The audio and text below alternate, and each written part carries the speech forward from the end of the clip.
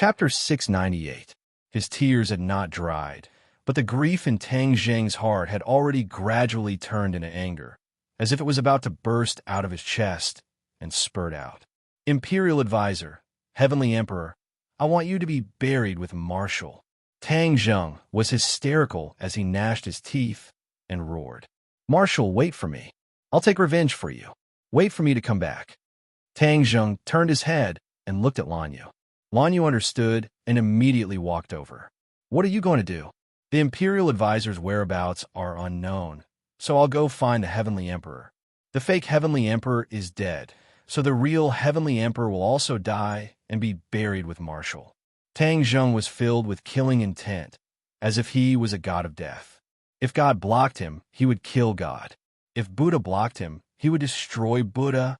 Lan Yu wanted to say something, but hesitated. After hesitating for a moment, he said, I'll go with you. I'll go alone. Take good care of Marshall. Tang Zheng said without any room for refutation. Lan Yu stared deeply into his eyes, understanding his thoughts and emotions, and said, All right, you go. We'll wait for you. Tang Zheng leaped up and jumped down from the balcony on the second floor. A white light also jumped out from the building and jumped onto his shoulder, squeaking. Tang Zheng patted Xiao Bai's shoulder, understanding its thoughts, and said, Xiao Bai, today we will start a massacre, completely destroy the Imperial Palace, kill that damned Heavenly Emperor. Xiao Bai nodded his head heavily, his eyes flickering with flames. Whiz! Tang Zheng turned into a bolt of lightning and disappeared without a trace. The security of the Imperial Palace was extremely tight. Ever since Tang Zheng had caused a ruckus in the Imperial residence, this area had entered a state of high alert, combining the light and the dark to cast an inescapable net. After such a long time, there were no longer any abnormalities. So many of the guards' vigilance had weakened by a lot. In addition, the Heavenly Emperor had reappeared, and everything was on the right track. That gave people a huge reassurance. The repair work of the Kokyo was already underway. The Kokyo was one of the spiritual symbols of the island nation.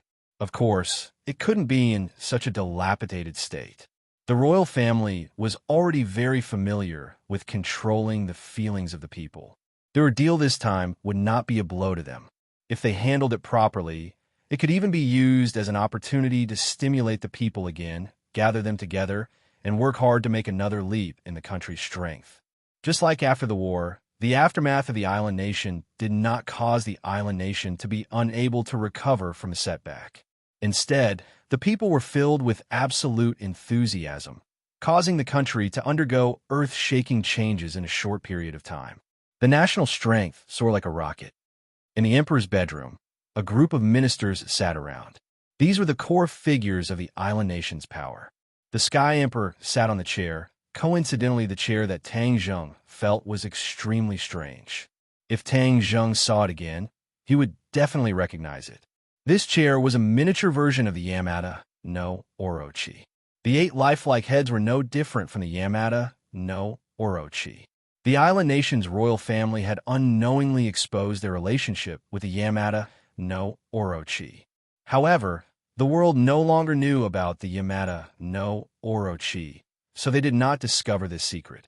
The emperor of the island nation knew that his biggest reliance was the Yamada no Orochi. Therefore, he made this chair based on the Yamada no Orochi.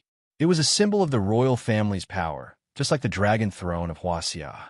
The emperor looked dispirited, and there was a sickly look between his eyebrows. He was indeed very different from the substitute. Anyone with a discerning eye could tell that he was seriously ill. It was indeed inappropriate for him to show his face in public. It was no wonder that he found a substitute. What happened at the Imperial Advisor's residence? Why is there no news from the people you sent? The emperor coughed violently and asked with an unhappy expression, Your Majesty, the Grand Preceptor's mansion's array formation has been destroyed, and there is a very fierce battle inside. As for the specific situation, our people have not yet sent back any news, so we have to wait a little longer. A minister bowed slightly and said respectfully, Wait, you only know how to make me wait. Do you think I have to wait until everything is settled? The emperor slapped the armrest of the chair and said angrily, The others did not know that the most important thing in the imperial advisor's residence was the Yamada no Orochi and not the imperial advisor. They only thought that the emperor was concerned about the imperial advisor's safety. Therefore, they comforted him, "Your Majesty, please rest assured. The imperial advisor is a master of a generation. His cultivation is unfathomable. Even if there is an enemy, it will be difficult for them to hurt him. They will definitely be defeated by him." "What do you know? What nonsense?" The emperor said unhappily. "Send more people into the imperial advisor's residence. However, you must give them a death order. No matter what they see, they're not allowed to leak a single word to the outside world. Otherwise, they will be killed without mercy." The emperor gave the death order. If the Yamada no Orochi was exposed to the news, it would definitely cause a huge uproar. The emperor did not want this kind of exposure. Although the ministers did not understand the deeper meaning, they still respectfully accepted the order. Suddenly, there was a commotion outside. Everyone's nerves immediately tensed up. The emperor held the armrest of the chair with both hands and leaned forward slightly. His butt even left the chair. It looked like he would run away at any time if the situation was not right. It was comical and laughable. The emperor was already like a bird startled by the twang of a bow. He had been the emperor for most of his life. Now that he was old, he had to be so frightened. He was very afraid of death. Otherwise, he would not have hurriedly invited Li Xiaotian over after hearing that the Li Palace could cure his illness. As long as there was a chance of survival, he was not willing to let it go. The more he lived in this world, the more he would enjoy the privileges and pleasure of being the emperor. If his illness could really be cured, then his good days would be very long. However, he was also a very cautious person. Otherwise, when he was about to let Tang Zheng examine his body, he would still use a substitute. He clearly wanted to use a substitute to test the Li Palace's true strength. If it was a lie and deliberately mystifying, then he, the real one, would not show his face in public again. However, he did not expect so many things to happen. The substitute was actually kidnapped and even lost his life. He often felt a lingering fear. If the person sitting on the chair that day had been him, what would have happened? He was afraid that his fate would not have been much different from the substitute's, perhaps even worse. After all, he was the real emperor, a trump card. In Tang Zheng's hands, he could play a decisive role, something that the substitute could not compare to. But even so, the emperor still did not feel relaxed. Besides the pain, he was also worried that those people would come back in a swirl of dust. The emperor's nerves immediately tensed up when he heard the commotion outside. The bodyguards behind him immediately surrounded him to guard against possible attacks. "Your Majesty, let's leave this place first," someone advised. "This is my bedroom. Where else can I go? Where else can I go? Quickly send someone to investigate what happened. It's so dark, don't let it be a false alarm," the emperor said firmly. In truth, his heart was beating like a drum. The imperial palace did not allow loud noises. With such a large commotion, something must have happened. Suddenly, a person staggered in and shouted, "Your Majesty, there's an assassin!" Assassin. Everyone was shocked. Their heartstrings were completely taut. The bodyguards immediately surrounded the emperor and advised, "Your Majesty, let's hide for now." The emperor's expression kept changing. Finally, he compromised. "All right, let's go." The two bodyguards on his left and right supported him as they walked towards the back of the palace. Bang! With a loud sound, the palace door was smashed into pieces by a few people. Those people fell to the ground weakly and died on the spot. "Who are you?" someone asked in island nation language. Tang Zheng coldly snorted and said, "I can't hear your bird language. You have harmed the martial arts. I want all of you to be buried with me." If Su Yingtian saw this scene, he would probably be scared out of his wits. He was very different from Tang Zheng. Because of his official status, he would weigh the pros and cons before doing anything.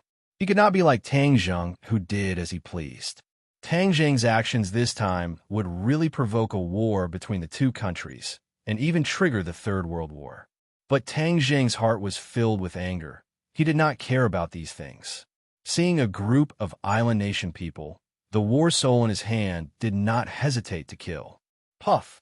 The enemy at the front was immediately cut in half. Immediately, blood splattered everywhere and dyed the palace red. Screams rose and fell. Those powerless ministers were so scared that they were about to become idiots. Some even lost control of their bowels and were in a sorry state. The emperor didn't have time to go far. He turned his head to look and was immediately scared to death. He staggered and almost fell to the ground. He muttered to himself, "It's him. This demon is here again. Hurry up and stop him. Stop him." The heavenly emperor had already recognized Tang Zheng and was both shocked and overwhelmed with shock. He had always sent out elite troops to search for this person's whereabouts. But in the end, it was as if the other party had disappeared from the face of the earth. Why did he rush into the imperial palace like a madman today? Did he really think that this was a public toilet? Did he really think that he could come and go as he pleased? The emperor felt bitter in his heart. In the history of the emperor, he had never been as sullen as he was. In just a short span of 10 days, he had been killed twice in his headquarters.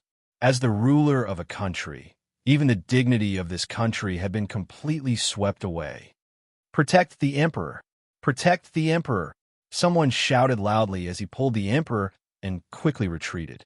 Tang Zheng saw the emperor from afar. He would never forget that familiar figure for the rest of his life. Thus, he roared, "Emperor, I'm going to kill you." When the emperor heard this, he staggered and fell to the ground. His originally weak body was actually unable to get up. When the guard saw this, he immediately picked him up and carried him on his shoulder. Then, he ran away without stopping. Tang Zheng wanted to kill the emperor, but the palace was already surrounded by guards. Over 100 guards completely blocked the way out. "Kill!" The guards' eyes turned red as they roared. Tang Zheng could not hear the island nation's language, but he could feel the monstrous killing intent. Chapter 699. Kill without mercy. The 3 words were powerful and resonant, containing the power of a thunderbolt, pouncing forward like a tiger or wolf. The bodyguards used all of their skills to fight with Tang Zheng. The battle was fierce, and cold weapons and firearms were used one after another. Tang Zheng was bold. He shuttled back and forth like flowing water. The war soul sword emitted a deathly aura, and every strike would reap a few lives. The light of the war soul sword became more and more resplendent, and the mottled black spots became fewer and fewer. "It's on fire!" Suddenly, a clamor came from outside the door, and flames soared into the sky.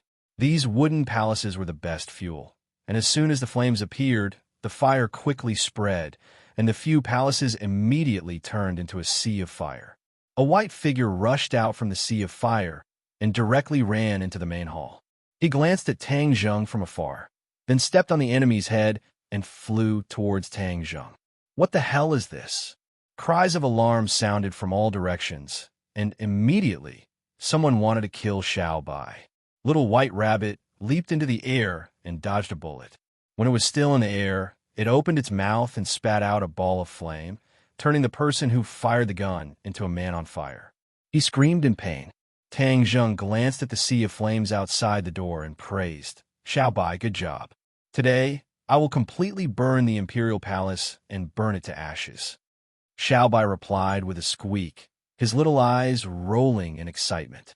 In the distance, when the emperor saw the sea of flames, he almost fainted from anger. His entire body trembled as he muttered to himself, "The imperial palace has been destroyed by my hands. The imperial palace has been destroyed by my hands." As if he was possessed, he was like a walking corpse that was caught by the guards and quickly escaped from Tang Zheng's line of sight. "Xiao Bai, chase after him first and stop the emperor." Tang Zheng pointed in the direction of the emperor and said. Xiao Bai squeaked, turned into a white shadow, and swept past everyone's heads, chasing in the direction of the emperor.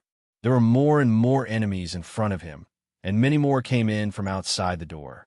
The war soul sword in Tang Zheng's hand became more and more dazzling. Whoosh! Whoosh! The sword light spread out in all directions, and people kept falling under the war soul sword. However, the other party kept charging forward, not knowing whether they were dead or alive. The people of the island nation had also gone crazy. They no longer cared about life and death. They were determined to stop Tang Zheng or even kill him. Sai, we can't go on like this. Shooting sun arrows. I'm counting on you. The shooting sun arrows were more powerful than the war soul sword, and were more suitable for opening up roads. Thus, with a flash of light, the war soul sword disappeared and was replaced by the heaven-shocking bow and shooting sun arrows. The bowstring trembled, and the shooting sun arrow left the bowstring. The powerful shock wave caused the enemies in front of him to be blown away like straw in the wind. Many of them had their chests pierced through and died on the spot. The remaining power of the shooting sun arrows had not dissipated and had actually pierced through the Sky Emperor's chair. The dragon throne that was imitating the Yamada no Orochi immediately disintegrated, turning into dust. Taking advantage of the path that was swept out, Tang Zheng jumped up and followed the trajectory of the shooting sun arrows, quickly escaping from the palace. The others wanted to chase, but their speed could not be compared to Tang Zheng's. Kill! Tang Zheng's beard and hair flew wildly, like a god of death. Wherever he went, the enemies would all fall to the ground. However, there were not as many enemies as there were in the main hall, so they were unable to restrain his footsteps. After a while, he rushed out of the back door of the palace. In front of him was a long passageway with carved beams and painted rafters. The flowers on both sides were blooming, and the scenery was pleasant. However, at this moment, the scenery was stained with blood, turning into an azure field. Tang Zheng's heart was as stiff as iron, without the slightest bit of mercy or leniency. He was not such a bloodthirsty person, but the situation of Marshall had deeply stimulated him. Adding on the hatred he had for the island nation since he was young, he did not have the slightest bit of mercy. In front of him, there was a blaze, and Tang Zheng shivered. He understood that he had caught up to the target, so he increased his speed and soon arrived at the scene. The few people on the ground had already been burned to charcoal, and Xiao Bai was fiercely attacking a person. This person was also dressed as a guard, but his strength was completely different, completely crushing the other guards. Great master martial artist. Tang Zheng's pupils constricted, and with a glance, he could see through the details of this person. This person was tall and strong, and was much taller and more powerful than the average island nation person. His muscles were strong and powerful, and his veins were bulging high, like small pythons winding around his body, bulging his clothes. This person is even more powerful than the great master martial artist beside the substitute, although he is relatively young. Tang Zheng muttered to himself, but his feet seemed to have gathered wind, and he arrived at the scene. The Sky Emperor fell to the ground, panting like a cow, sweating profusely, and looking at the two sides of the battle with a pale face. When he saw Tang Zheng rushing over, a look of despair immediately appeared in his eyes. He had misjudged the situation, and the enemy was even more daring than he had imagined. He actually dared to cause trouble in the Kokyo again. This time, he was not as lucky as last time. Without a substitute, the Sky Emperor was going to fight in person. The key was that Tang Zheng's killing intent was too strong, and he did not hide it at all. The Sky Emperor was not a fool. How could he not understand that Tang Zheng was really coming for him? If he did not kill him, he would definitely not give up. Of course, if he had the chance, he would not hesitate to kill Tang Zheng. In the battle with the Yamada no Orochi, Xiao Bai had exhausted too much of his energy, and now his strength was greatly reduced. Moreover, the enemy was a great master martial artist, so Xiao Bai did not have the upper hand, and could only temporarily delay the opponent's escape.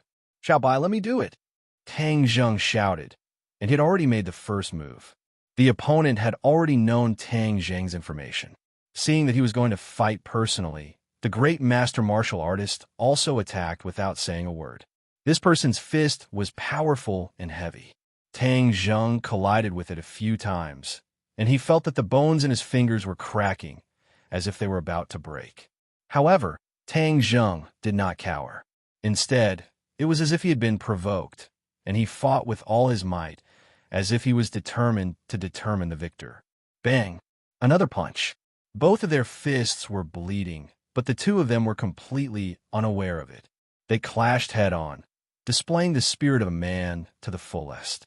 The blood vessels on the great master's arm seemed to come to life as they continuously swam around his body like a winding python. Pa-pa-pa! A series of crisp sounds came from the great master's body. His muscles twitched nonstop, rapidly expanding outwards. His clothes were torn apart, revealing large chunks of bronze-colored muscles. His body grew taller at a speed visible to the naked eye. In an instant, he looked like a human-shaped giant bear, taller than Tang Zheng by a large margin. Tang Zheng had seen werewolves transform before, and it was even more exaggerated and terrifying than this person, so he was not afraid. Instead, he observed the slightest change with interest. After transforming into a monk, the other party's aura became even stronger. He was like a tiger with a tiger's might. With a glare, he spoke a lot of words in a fiendish manner. Tang Zheng could not understand, but he could guess that it was nothing more than ruthless words. Tang Zheng laughed coldly and revealed the war soul sword in his hand. There must be many enemies rushing over from all directions, wanting to save the Sky Emperor. Therefore, he could not waste too much time and had to end the battle quickly. Kill! Tang Zheng roared. His body moved, but his sword had already flown out. Heaven-flying immortal combined with the Imperial sword technique. This move was exceptionally cool. Roar! Grandmaster roared towards the sky, his entire body glowing with a faint luster. He also brandished his fist to welcome the War Soul sword. This person actually trains in martial arts. His body's resistance to attacks is incomparably strong, but I'm afraid it's not as profound as the Chaotic Vajra spell. Let's see if he can withstand the attack of the War Soul sword. Tang Zheng said. The Grandmaster obviously did not place the War Soul sword in his eyes. Relying on his usual experience, he actually used his palms to block the War Soul sword. His palms were suffused with a metallic luster, as if they were plated with a layer of gold, giving off an invincible feeling.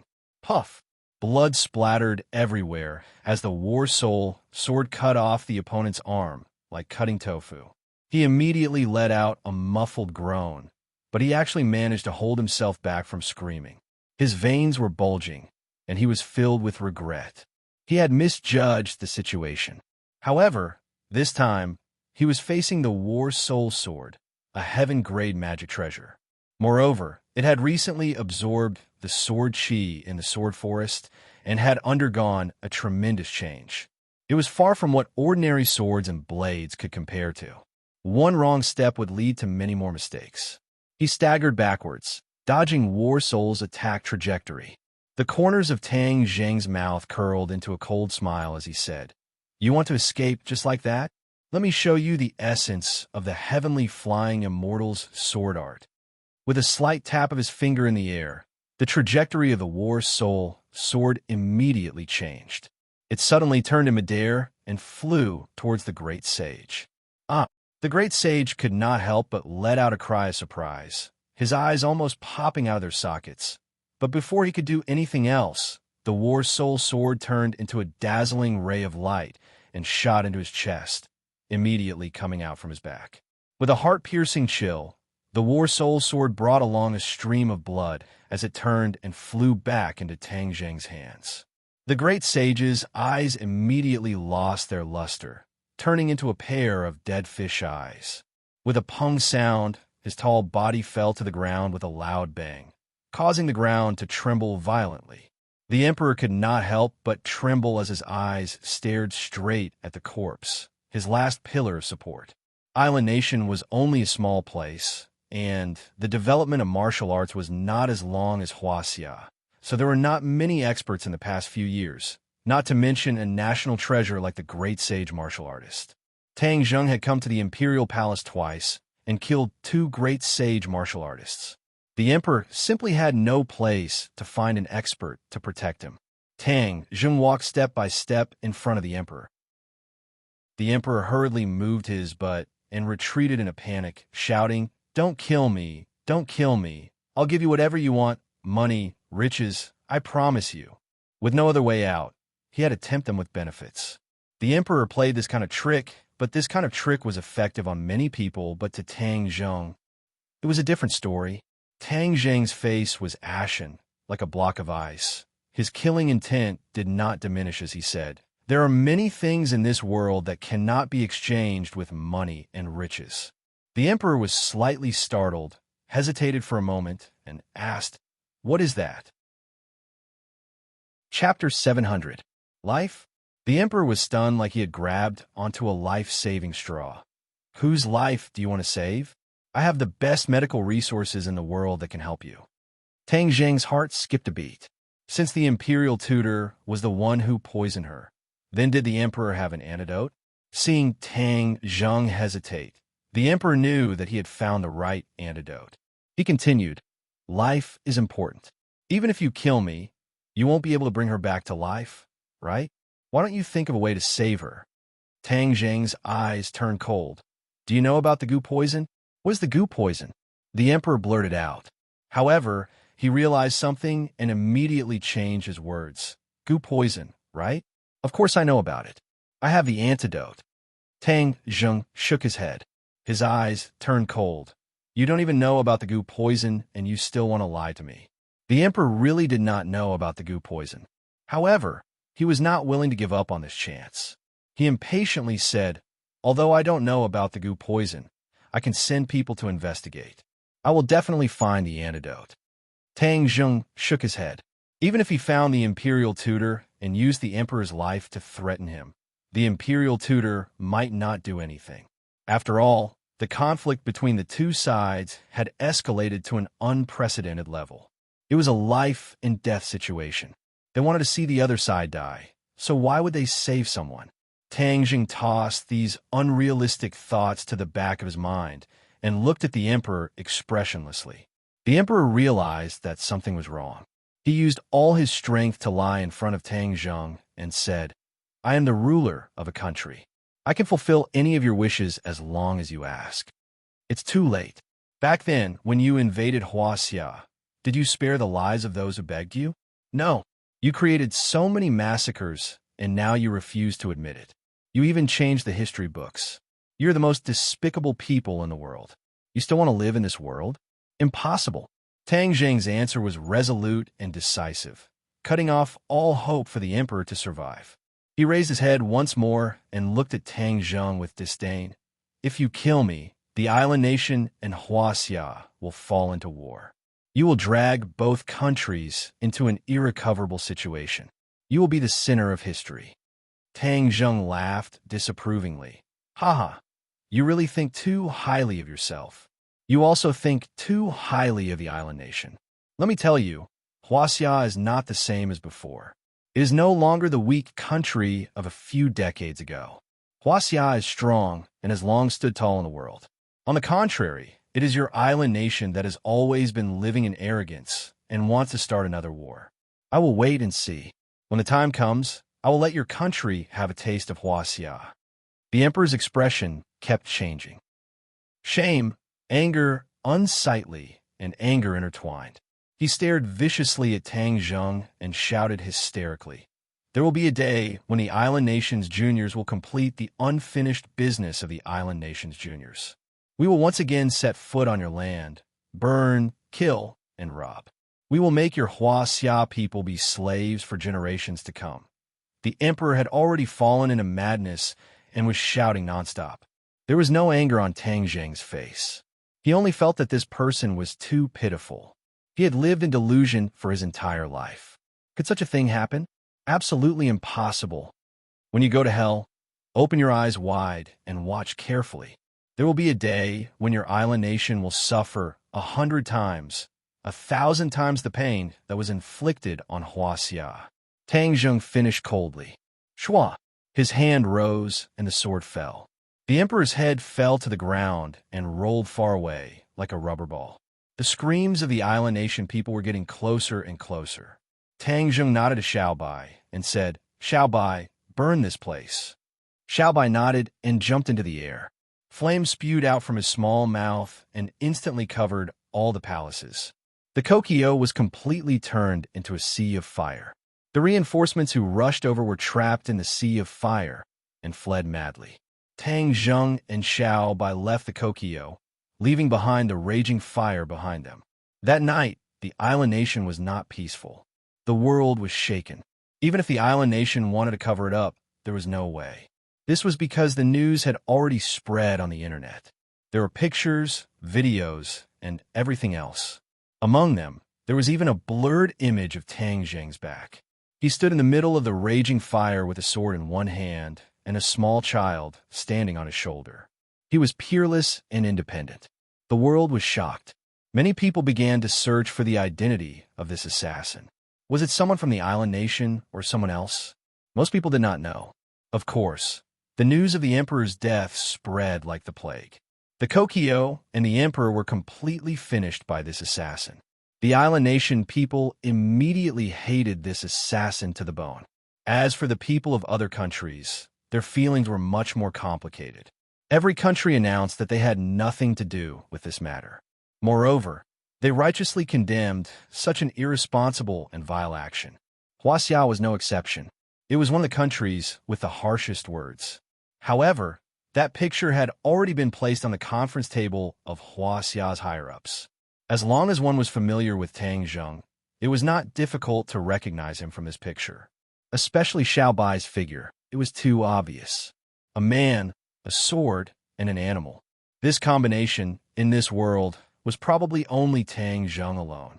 When Su Yingtian held this picture, he almost fell to the ground in fright. His hands trembled, and he almost could not hold the picture steadily. His eyes stared straight at the back of that figure and said nervously, "This brat, why can't he stop it all?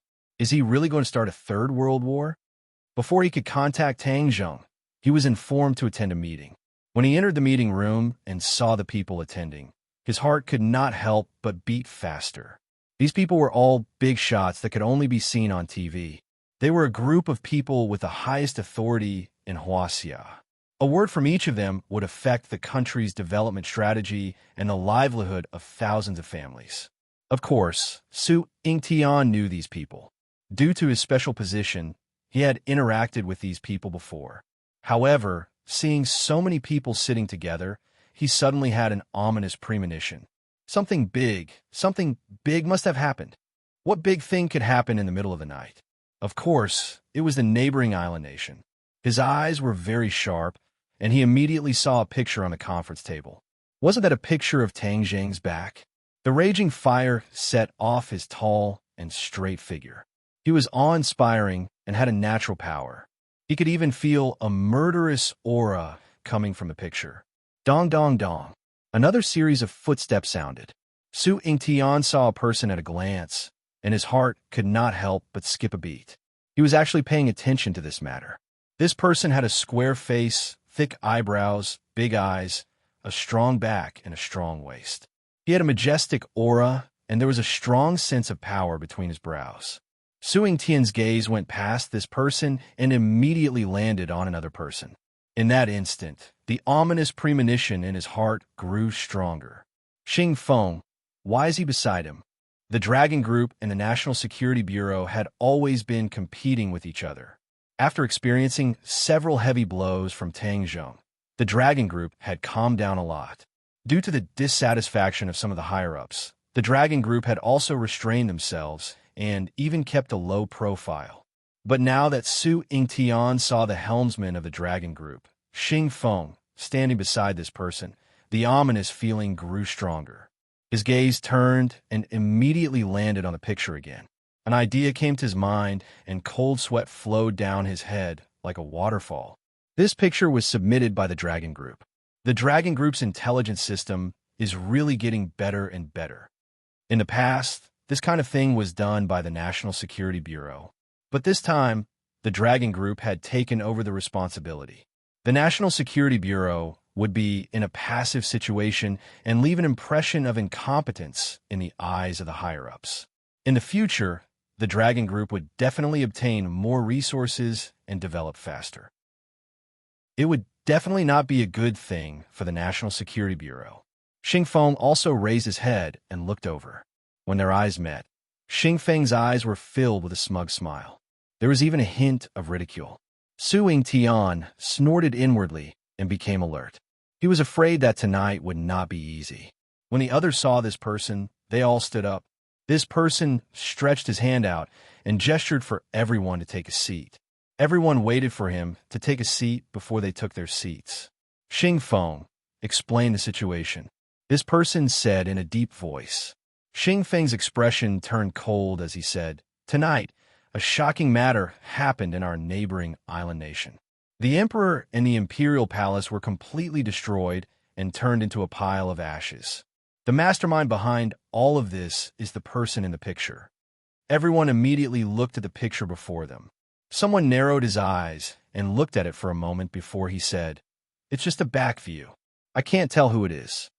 Xing Feng seemed to have expected such an answer as he mysteriously smiled. Those who aren't familiar with him naturally won't be able to tell. But those who are familiar with him will be able to recognize him with a single glance.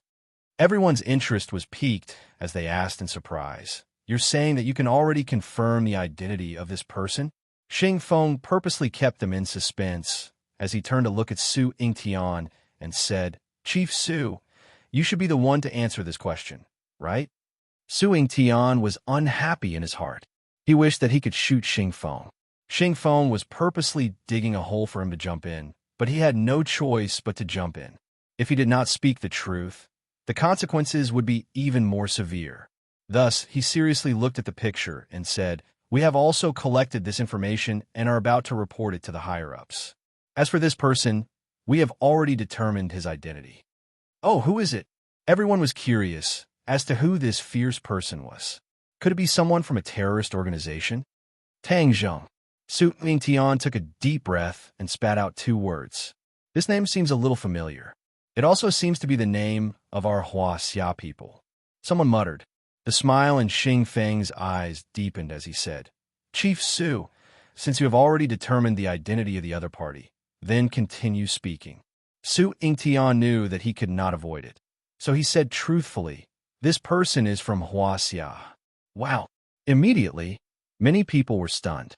Even though they had experienced countless big battles and major events, they were still shocked by this news. A person from Huaxia burned the royal family of an island nation to ashes. That was not enough. He even killed the emperor. Chapter 701. The group of big shots looked at each other with mixed feelings. They were shocked beyond words by this news. Someone exclaimed as if he had just woken up from a dream, "I finally remember that name. Tang Zheng. Isn't he the rising star?" Xing Feng looked at Su Yingtian meaningfully and added with a smile, "Not only that, he is also a special consultant of the National Security Bureau." This sentence immediately stirred up the nerves of the others, especially the few big shots, who immediately realized the awkwardness of Tang Zheng's clone. Tang Zheng had an official status, and he was also a consultant of the National Security Bureau. That would completely change the meaning of the matter. His personal actions would rise to official actions. This would cause friction between the 2 countries, and it would be seen as a very serious act of sabotage, or even an act of aggression. The big shots couldn't help but sit up straight, and their faces became unprecedentedly serious. They looked at Su Yingtian with unfriendly gazes. "Director Su, what is your explanation?" Su Yingtian felt bitter in his heart and had to explain, "Tang Zheng is indeed a consultant of the National Security Bureau, but this action is his personal action." Is that so? This is your one-sided statement. Do you think the island nation will believe it?" Xing Feng asked with a fake smile. Everyone frowned at the same time, because the answer was self-evident. The island nation obviously wouldn't believe it. "Su Yingtian, you're messing around. Gathering this kind of person to join the National Security Bureau, and he is even a consultant. Is this a consultant who is here to cause trouble?" Someone couldn't help but slap the table and said angrily, "Su Yingtian has helped us a lot. The emperor's brother fell into our hands because of him. In addition, he has made many contributions, and his performance is very outstanding." Su Yingtian earnestly said good things for Tang Zheng. So what if we have some achievements? The mess we made this time is much more serious than those trivial achievements. How do you think we should deal with the island nation if they hold us accountable? Xing Feng asked with an unkind expression. Su Yingtian glared fiercely at Xing Feng. Xing Feng's lips curled up into a sinister smile. Su Yingtian gnashed his teeth in hatred, but there was nothing he could do. He could only say, counter soldiers with arms, water with an earth weir. Today, why would the Huaxia fear an island nation? Haha, easy for you to say. Xing Feng smiled as he continued. Everyone listened to his irresponsible words. He's trying to drag the country into the fire pit. For such a person to still be in charge of the National Security Bureau, a national weapon, was a blasphemy to the country and an extremely irresponsible approach. One day, he will bring a bigger disaster and drag the country into a state of eternal damnation. Some people nodded their heads in agreement, while others looked hesitant. Su Yingtian's heart skipped a beat. He finally understood Xing Feng's intention. He wanted to use this incident to remove Su Yingtian from his position as the director of the National Security Agency. This way, he would be able to get rid of a big problem. Su Yingtian's expression turned cold. How could he give in so easily? He retorted, I'm a soldier of the country. Why would I do such a foolish thing? Xing Feng, don't judge others by your own standards. Xing Feng did not back down and said, this matter concerns the security of the country, so it's not a small matter. It doesn't matter if I judge others by my own standards. What's important is that your people have made a huge mess and put the country into a passive and unfavorable situation. As the chief of the National Security Bureau, you should take responsibility for it. Many people looked at Su Yingtian with burning eyes. It was self-evident that they had already chosen to believe Xing Feng. Cough. Suddenly, the person sitting at the top coughed. Everyone immediately fell silent and looked at him. That person looked deeply at Su Yingtian and said, the most important thing now is to find a solution. When the island nation recovers, they will definitely hold you accountable. Everyone looked at Su Yingtian. This was a hot potato. If it wasn't handled well, it would hurt the country's dignity. But if it was handled well, it wouldn't be a good thing to announce. Xing Feng looked at Su Yingtian with a fake smile. Su Yingtian was helpless and could only accept this hot potato. He raised his neck and volunteered, I'm willing to reduce the impact of this matter to the lowest. Good, you have guts. As the chief of the National Security Bureau, you must have such guts. Otherwise, how can you protect the safety of the country and its citizens? That person praised. Su Yingtian sighed in relief. Since that person had said those words, it meant that there was still a way to remedy this matter. So he wouldn't be stripped of his position right now. Disappointment flashed in Xing Feng's eyes. However, he wasn't discouraged. Su Yingtian was deeply rooted in the country, and it wasn't something that could be taken down in a short period of time. Everything had to be done step by step. There was bound to be a straw that broke the camel's back, and he just had to wait and see. Furthermore, the moment Tang Zheng returns to the country, immediately take him under control. That person's expression changed as he coldly gave out an order. Su Yingtian's heart skipped a beat. He immediately explained, Tang Zheng is a rare talent, and he definitely doesn't have any bad intentions. Just when he wanted to continue, the other party had already waved his hand and stood up. The others also stood up and sent him off with their gazes before leaving the conference room one after another. Xing Feng did not leave. Instead, he looked at Su Yingtian across the conference table. The smile on Xing Feng's face gradually blossomed as he proudly said, You've always treated Tang Zheng as a treasure, and you've always protected him. Now you know how to regret it, right? He's a troublemaker, a ticking time bomb. I advise you to obediently hand him over to me, and I might even put in a good word for you for the sake of our relationship. Su Yingtian remained unmoved as he coldly looked at the other party and retorted, You want to see me make a fool of myself, right? You want to remove me from my position so that your dragon group can slowly nibble away at the National Security Bureau? Xing Feng, let me tell you, no way. Xing Feng wasn't afraid as he blinked his eyes and confidently said, Then let's wait and see. That's right, you'll only have a chance to continue playing with me if you pass this hurdle. Otherwise, you'll be completely out of the game. Su Yingtian coldly snorted and left without saying a word. After returning to the National Security Bureau, he sat down on a chair and fell into deep thought. After a long time, his eyes turned cold as he sat up straight and dialed a number. "Hello, Tang Zheng." Su Yingtian went straight to the point. "You've caused me a big mess again. What's the situation over there?" Tang Zheng was on his way back to his residence when his satellite phone rang. He heard this question as soon as he picked it up. "The Imperial Palace is destroyed, the Emperor is dead, and the Imperial Tutor's fate is unknown. The Imperial Tutor's residence is also almost destroyed," Tang Zheng said indifferently. After the massacre, his anger had mostly dissipated, and his voice became calm again. "Imperial Tutor, the Imperial Tutor's residence." Su Yingtian was slightly stunned. The Imperial Tutor's residence was too mysterious, and the information sent back didn't mention the situation of the Imperial Tutor's residence. "Yes, many things have happened in the Imperial Tutor's residence, and many new discoveries have been made. As for what will happen in the end, it's not clear for the time being," Tang Zheng said truthfully. "What happened?" Su Yingtian asked curiously. "It's hard to explain in a few words. I'll talk to you in detail when we go back." Tang Zheng didn't intend to hide the matter of Orochi. It was related to Hua Xia's past and the future. It was even related to the 100 Faces Star-Lord. It was wise to let the authorities know about this matter. Su Yingtian really wanted to ask about this matter, but in the end, he held back and changed the topic. "You've done such a big thing, which will definitely cause the island nation to be on full alert. You should take advantage of the fact that the other side hasn't completed a comprehensive layout and leave this place. Otherwise, you'll really be unable to escape." Tang Zheng didn't think so. He had Gue Qiansui, so it was easy for him to leave his island nation. No one could stop him. "Thank you. I'll look for you when I go back in a few days. That's all for now."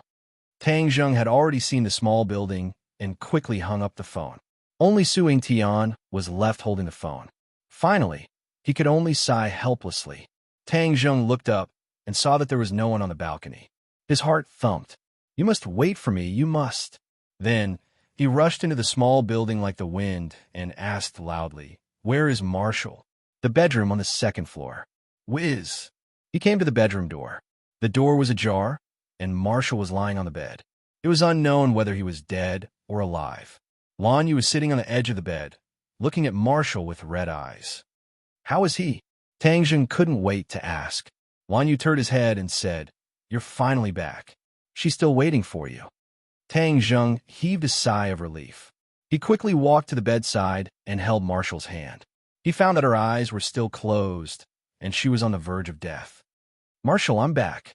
I've already avenged you. The Emperor is dead, and the Imperial Palace has already turned to ashes," Tang Zheng said gently. Lan Yu was slightly startled. He never thought that Tang Zheng would go out and do such a shocking thing.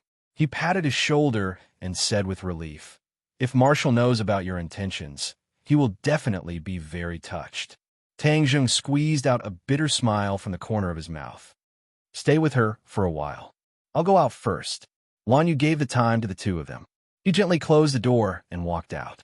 Tang Zheng took the opportunity to sit at the head of the bed and held her in his arms. Her body was still soft and supple. Looking at her face in a daze, Tang Zheng couldn't help but feel sorrowful. He had the urge to cry out loud. "Marshall, if the heavens give me another chance, I will definitely protect you well and accompany you forever. I will definitely not be impatient with you again," Tang Zheng muttered to himself. Suddenly, his eyes turned cold as he stared at her throat. His eyes revealed a strange light. Her throat started to move, as if something was crawling up her throat. It was very obvious. "What's going on?" He was shocked and immediately activated his innate chi into Marshall's body. In that instant, he knew everything about her body like the back of his hand. Chapter 702. This was truly inconceivable. Marshall's heart was beating even more vigorously, and the most important thing was that the goo worm that was wrapped around her heart had disappeared. Of course, the goo worm could not disappear into thin air. Instead, it had moved to the throat. Tang Zheng saw Marshall's movements, which meant that the goo worm was crawling along her throat towards her mouth. What was going on? Didn't the Imperial tutor say that the goo worm would devour Marshall's heart? But now, the situation was clearly different. Suddenly, Tang Zheng's expression turned cold as he discovered something strange in Marshall's mouth. The goo worm's tentacles had reached out from her throat and were greedily sucking the blood in her mouth. This blood was clearly not Marshall's blood, but had extended from her lips.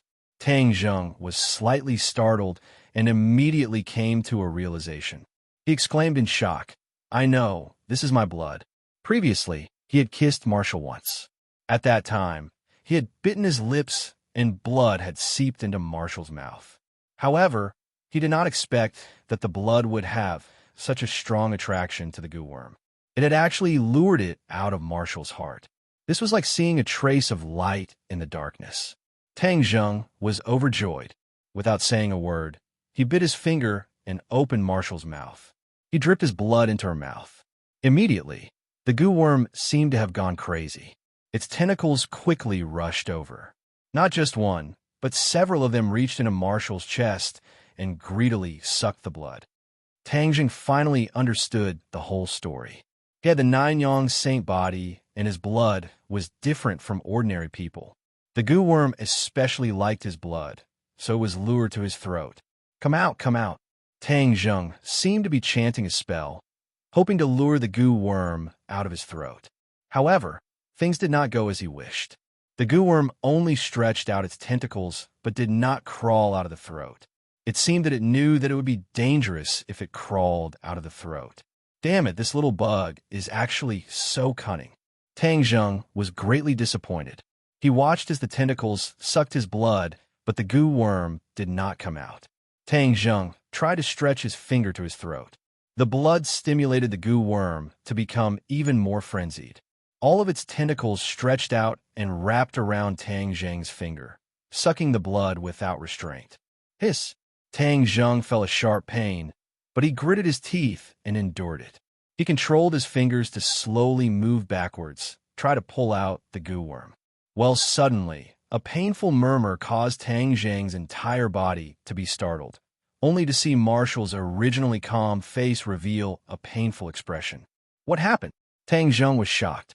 He quickly ran his real chi to investigate. F***CK. Tang Zheng could not help but curse. Why did the goo worm grow so many thorns and forcefully grab Marshall's throat? The goo worm grew several thorns and grabbed Marshall's throat, resisting Tang Zheng's pulling force. This goo worm has really gained intelligence. Tang Zheng turned pale with fright. If he could not get it out of his throat, then everything would be meaningless. He could not just let it continue to suck blood, right?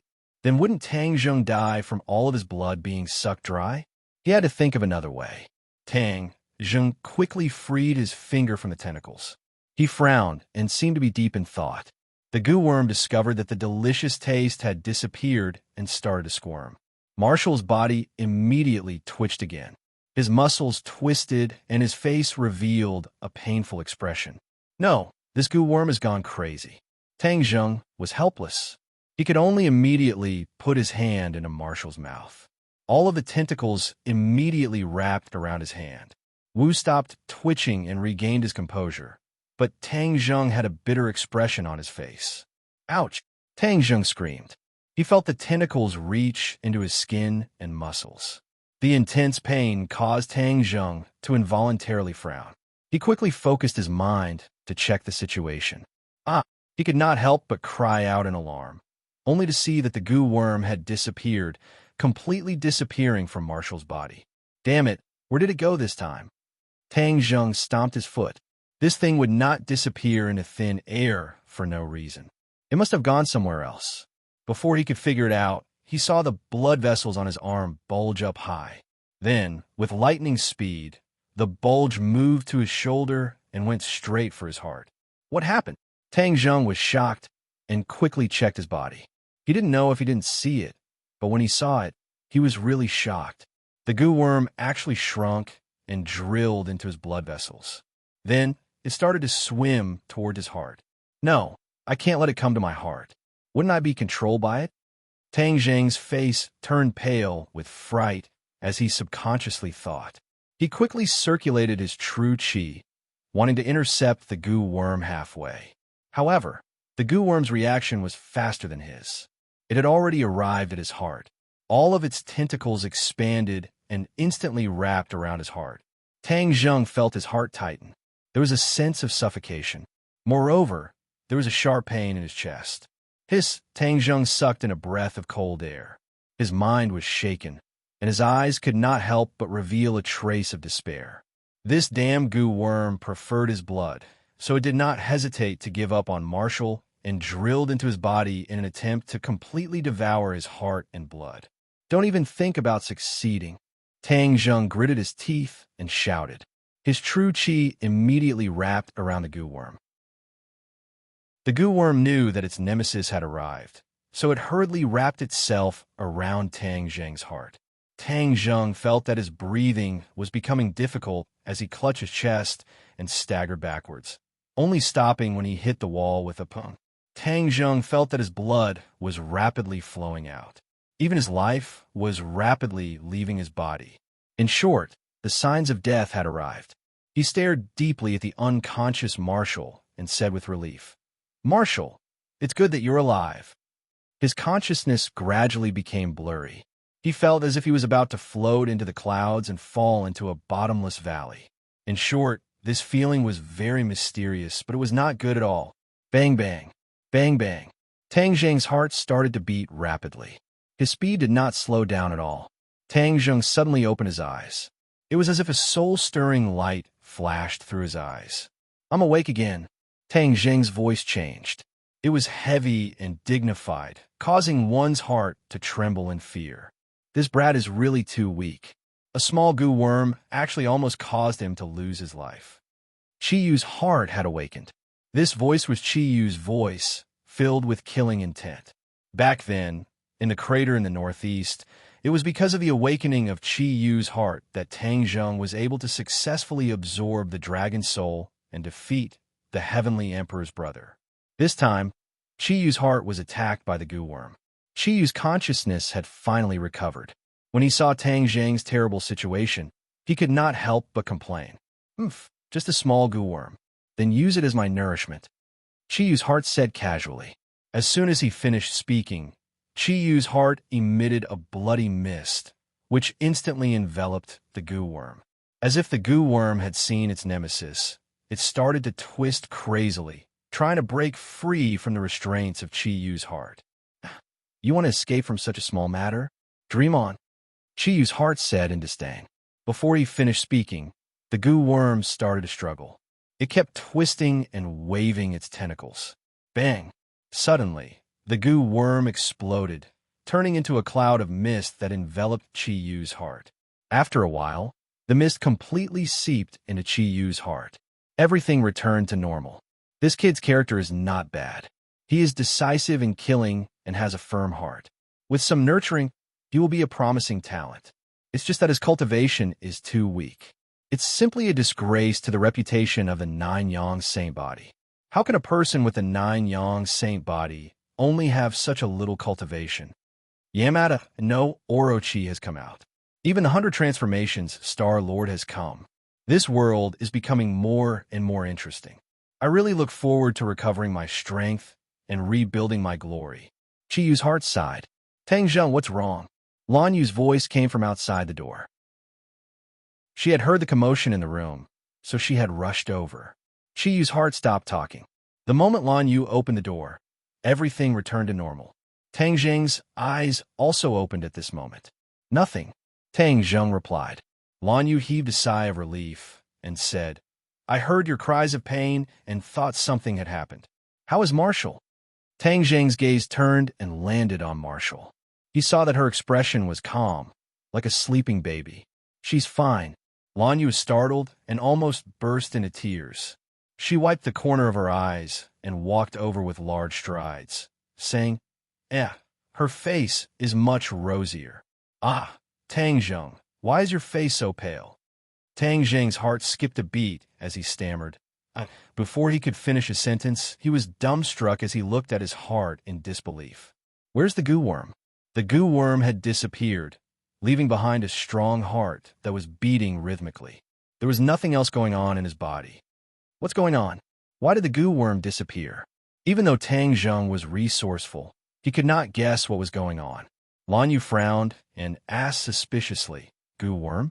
What happened to the goo worm?" Tang Zheng immediately pulled open the clothes on his chest. His skin was smooth, and there was nothing wrong with it. Lan Yu finally saw through the clues and asked anxiously, "Tang Zheng, don't lie to me. What happened to the ground?" Tang Zheng heaved a sigh of relief. Joy appeared on his face as he said, "Marshall is fine. The goo worm in her body has completely disappeared." Ah! Lan Yu was shocked and cried out in alarm. "How could this be? How did you do it?" Tang Zheng guessed that the goo worm must have disappeared in his body. As for how it disappeared, he did not know. However, he still told her about how the goo worm absorbed his blood and then accidentally drilled into his body. Lan Yu's heart trembled when she heard this. Her eyelids twitched, and her expression was filled with pain. She could not help but hold on to Tang Zheng's hand and said emotionally, "Tang Zheng, you silly child, you almost harmed yourself, do you know that?" Tang Zheng felt the other party's heartfelt concern and said, "Am I not fine?" Chapter 703. As soon as Lan Yu finished speaking, Marshall let out a murmur and faintly woke up. Tang Zheng and Lan Yu were overjoyed. They immediately surrounded him and asked with concern, "Marshall, how do you feel?" Marshall opened his eyes with difficulty, looked at Tang Zheng, and then at Lan Yu. He was wild with joy. "Mistress, I see you again." Lan Yu stroked Marshall's hair, his nose sour, and said emotionally, "Silly child, for us to travel thousands of miles to Island Nation, you almost lost your life. Marshall is useless. I was unable to save Master, Mistress, and all my fellow sect members." Marshall said in shame, his eyes wet. Lan Yu's face turned serious as he said, "Who dares to say that you're useless? I'll beat him up until his mother doesn't even recognize him." Marshall broke into a smile and said, "Where are Master and the others?" Lan Yu's expression stiffened as he comforted her. "Don't worry, the others are all outside. As for your master, he still has some matters to attend to. You just escaped danger, so you need to rest well." Marshall revealed a puzzled expression and said, "I only remember what happened before I fainted. Who saved me?" Lan Yu smiled as he looked at Tang Zheng. Marshall's gaze turned as he asked, "You saved me. Of course, out of all of us, only he has the ability to do so. He almost lost his life because of it." Lan Yu said. Marshall's eyes revealed a moved expression, and a blush flashed across his face. He looked at Tang Zheng in a daze and said, "Thank you." Tang Zheng's face also blossomed with a brilliant smile. He subconsciously held her hand and said, "This is what I should do. You young people take your time to chat. I'll be leaving first." Lan Yu smiled meaningfully and even winked mysteriously at Marshall before closing the door and leaving. There were only two people left in the room, and they immediately fell into silence. The two of them looked at each other. Then Marshall hurriedly looked away. She had a clear feeling that the world, after waking up, was completely different from before, especially Tang Zheng's gaze, which was even softer and filled with deep affection. This was something that had never happened before, causing her heart to palpitate and her heart to race. Tang Zheng coughed and broke the silence. "Are you tired? Do you want to rest for a while?" "Not tired," Marshall blurted out, looked at him, and said, "In order to save me, you almost sacrifice yourself?" "It's not that exaggerated," Tang Zheng said lightly. But the more he said this, the more certain Wu was that this was the case. He couldn't help but hold his hand. Tang Zheng's heart warmed, and he also held her hand tightly. Their eyes met, and this time they did not avoid each other's gaze. The two pairs of eyes that were close to each other silently communicated, transmitting each other's feelings. The atmosphere was changing bit by bit, and a mysterious feeling was brewing in the air. Tang Zheng bent down and gently kissed her lips. Wu did not resist, but instead closed his eyes and quietly felt it, as if his heart was about to melt. The things that the two of them had done in the past were also unable to resist the magic of this kiss. It was so beautiful that it made one's heart bloom with joy. Every pore on one's body seemed to open, giving one a kind of limitless power. Their lips parted.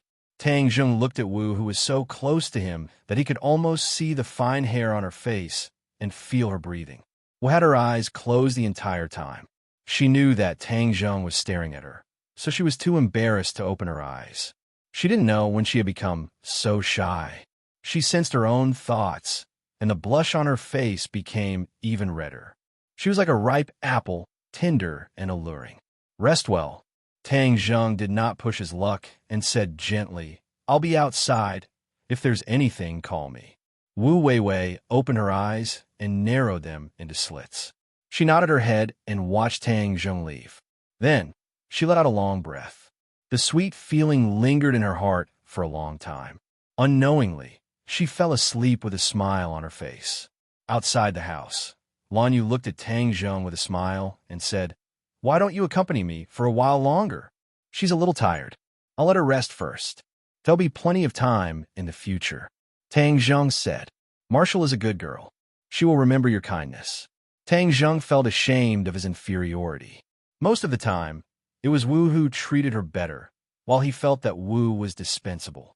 He could summon her and leave her at any time. Is he back? Tang Jung changed the topic. Lan Yu looked out the window at the night sky, shook his head, and said, We left clues for him along the way. He will follow the clues to find us. It's been so long, but he still hasn't found us. Will something happen to him? Tang Jung couldn't help but worry. If he knew that you were so worried about him, he would definitely be very gratified. Lan Yu sighed. A hint of panic flashed past Tang Jung's eyes. His feelings for his biological parents were already in a mess, and even he himself couldn't explain it clearly. Hearing Lan Yu's words, he felt a sense of panic. He quickly shifted his gaze and said, Do you need us to go find him? No need. He will have a way. You have to trust him. Lan Yu's gaze was firm. Tang Jung was at his wit's end and could only choose to believe in her judgment. At this moment, Wu Junshan was still in the Imperial Advisor's mansion, which was already surrounded by layers upon layers of troops. Although the Heavenly Emperor had died and the country had indeed fallen into chaos, they had still set up a certain emergency mechanism. After the emergency mechanism was activated, the various government orders were passed down in an orderly manner. First, a large number of troops surrounded the Imperial Palace and the Imperial Advisor's mansion, not allowing anyone to enter or leave. The army did not completely enter the Imperial Advisor's mansion. The Imperial Advisor's mansion occupied an extremely large area, and that small village was only a drop in the ocean. The larger area was the mountain and lake behind the village, and the mountain was even connected to the sea. Wu Junshan stood at the peak of the mountain. Half of the mountain had already been destroyed, and it was a complete mess. This was the result of the battle between Yamada no Orochi and the Hundred Faces Star-Lord. It was terrifying, and it was almost impossible for an ordinary person to reach such a level. Wu Junshan's expression was cold, and his clothes were a little messy. There was still a trace of shock in his eyes. If he had not seen it with his own eyes, he would not have imagined such a battle. Although he was an expert, he was still not strong enough to face these two tyrannical fellows. Master, let's go. In the darkness, an ethereal voice sounded. Wu Junshan was unmoved. He looked in the direction of the sea and said, What do you think the final result of their battle will be? Yamada no Orochi is still no match for the Hundred Faces Star-Lord. Defeat is only a matter of time. So the Hundred Faces Star-Lord will have the help of Yamada no Orochi. Wu Junshan frowned. This is something that can't be stopped. Shadow, the days ahead will only get more and more difficult. Wu Junshan sighed. If you hadn't stopped me, I'm afraid I would have disappeared from this world. Shadow, a martial scholar, was really like a shadow, following beside Wu Junshan. It was all thanks to the shadow that they were able to leave the martial organization so smoothly. This time, the shadow had helped Wu Junshan again. Wu Junshan could not remember how many times the shadow had helped him. It was as if the shadow had become a part of his body. Master, this is what I should do, the shadow calmly said. Let's go. We'll catch up with Lan Yu and leave this place. I have a feeling that the good days of the island nation are coming to an end. Wu Junshan said meaningfully. The two disappeared. In the ruins, a few stones moved, and a person came out, the Imperial teacher. The Imperial teacher was covered in dust and looked in a sorry state. He looked in the direction where Wu Junshan disappeared, and then looked in the direction of the sea. He muttered to himself, "There is always someone better than you." Huaxia's famous saying is too accurate. Without a doubt, the Imperial teacher used to be headstrong and arrogant. Although he did not think that he was the best in the world, he was very confident that he was one of the strongest people in the world. But after seeing this unprecedented battle, he realized that he was the frog at the bottom of the well. He only saw the blue sky above his head. Wu Junshan, the shadow beside him, and even his wife are all top-notch experts. Compared to them, even I am slightly inferior, not to mention that childlike multiform Star-Lord. Who is he? How can he have such terrifying strength? There was still a lingering fear between his brows. In front of 100-chain Star-Lord, he had no resistance at all. He was like an ant that could be easily squashed to death. How was the battle between God Orochi and 100-chain Star-Lord? He looked at the sea, but could not see anything clearly. Kacha! Suddenly, a bolt of lightning fell from the sky and landed in the sea. Thick black clouds accumulated on the surface of the sea. Then, the rumbling of thunder sounded like a drum, deafening to the ears. This is their battle. The Imperial teacher was frightened. Imperial preceptor. Suddenly, a figure appeared behind the Imperial preceptor and knelt down with a thud. The Imperial teacher turned around and saw his favorite disciple. He was pleasantly surprised. "Junko, are you okay?" Junko's face was as pale as paper. Her shoulders trembled as if she was terrified. She said in a trembling voice, "Junko was lucky to escape. The others are dead. They died in the hands of that child." When Junko recalled that scene, her heart felt like it was going to jump out of her throat. She had never seen such a powerful person in her entire life. He didn't even need to touch them, and the others were killed without being able to resist. It was not a simple killing, but a massacre. The strong, murderous aura emitted by the child's every movement made people unable to think of resisting.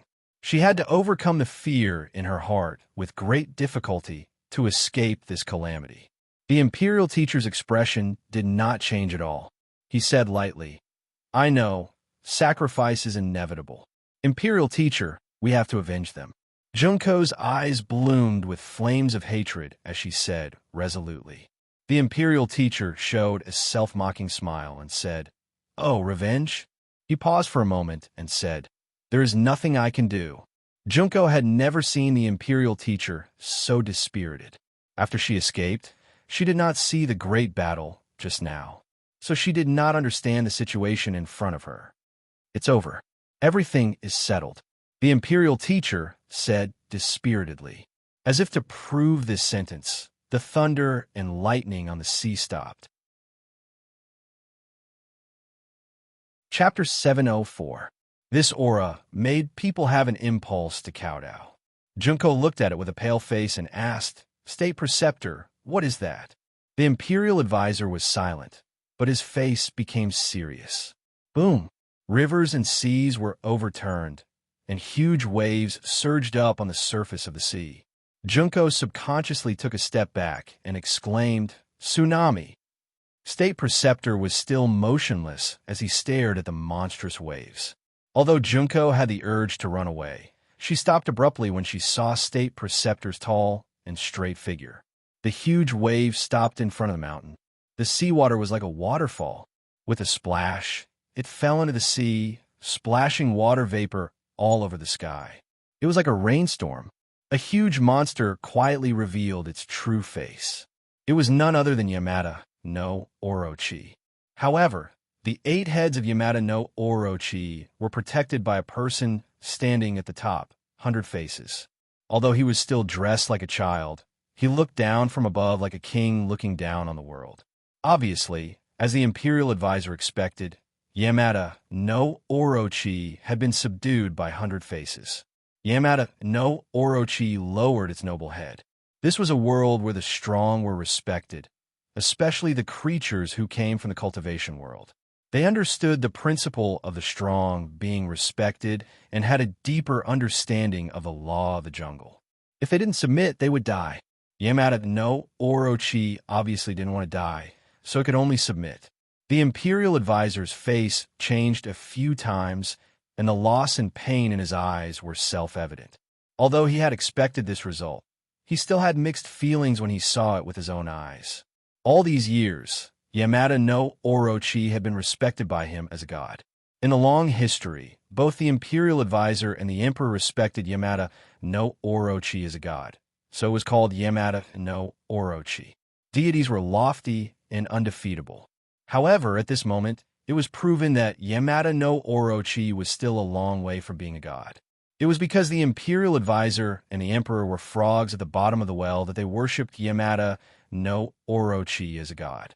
This was equivalent to 100 faces slapping the Imperial Advisor in the face. He couldn't resist and could only raise his head to take it.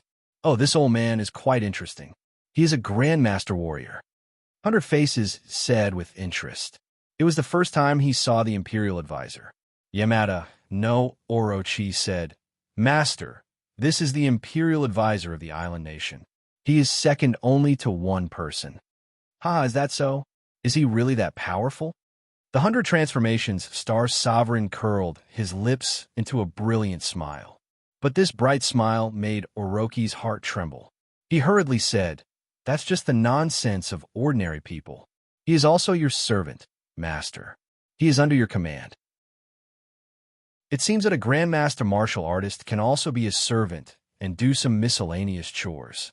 100 Faces Star Lord accepted Orochi's good intentions and said, Junko had already seen the appearance of the 100 Change Star Lord. Wasn't this the murderer who had killed countless of her fellow disciples? And what was that monster? Although Junko was a disciple of the Imperial Advisor, the existence of Yamada no Orochi was only known by the Imperial Advisor. Even if she was the Imperial Advisor's confidant, she definitely didn't know about Yamada no Orochi. Of course, she didn't understand the meaning of Yamada no Orochi. She was furious when she heard that the Imperial Advisor was reduced to a servant. The Imperial Advisor was the person she respected the most. How could he be insulted like this? She took a deep breath and stood up without a care for her own safety. She scolded, "Shut up. I won't allow you to insult the state preceptor." Silence. Dead silence. All eyes were focused on Junko. She felt as if a huge boulder was pressing down on her, and there was a suffocating feeling. But she gritted her teeth and held on like a strong little warrior. The Imperial Advisor's face was pale. He didn't expect Junko to be so bold. If he angered her, his life would be in danger. "Junko, shut up."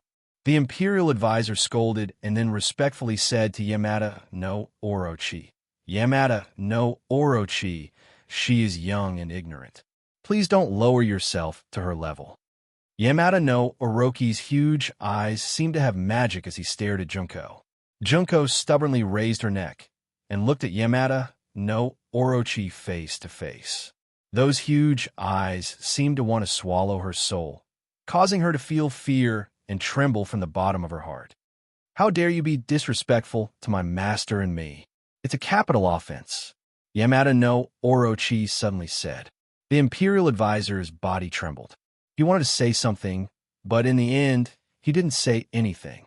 He just looked at Junko with pity. The Imperial Advisor had made his decision. Since he couldn't go against it, he could only listen to the arrangement of fate and submit to the Zodiac Star Lord. Although he was extremely unwilling to do so, he had to do it in order to survive.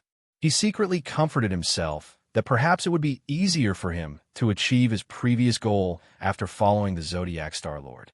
He wanted to plead for Junko, but after seeing Yamada no Orochi's attitude, he decided to give up. He didn't want to take the risk. Junko was his disciple, but she was more important than his own life. Junko looked at the Imperial Advisor in disappointment. It wasn't because he didn't want to plead for her, but because of his cowardice. He actually submitted to the Zodiac Star Lord. Where did his usual pride go? Why was he so afraid of death? The high image of the Imperial advisor in her heart instantly collapsed. She raised her head in despair, but she didn't lose her pride. She looked at the others with contempt and said, "Come on, kill me. Anyway, you have already killed the other disciples of the Imperial advisor's residence. It doesn't matter if you kill one more." "Haha, interesting, interesting." Suddenly, a crisp applause broke the silence. The Zodiac Star Lord clapped his little hands with a mysterious smile on his face. "It's interesting to have such a person as a servant. There are too many spineless people like that. It's not rare. The rarer something is, the more valuable it is. This little girl is the rarest talent." The Zodiac Star Lord didn't hesitate to praise. "Little snake, I'll give that guy to you. After eating a master warrior, your cultivation will recover a little," the Zodiac Star Lord said. Hearing this, the state preceptor's expression changed drastically. He exclaimed in disbelief, "Don't kill me. I will obediently be your servant. I will never be disloyal." The Zodiac Star Lord didn't even look at him. All his attention was focused on Junko. He said, "Didn't I already tell you? There are spineless people everywhere.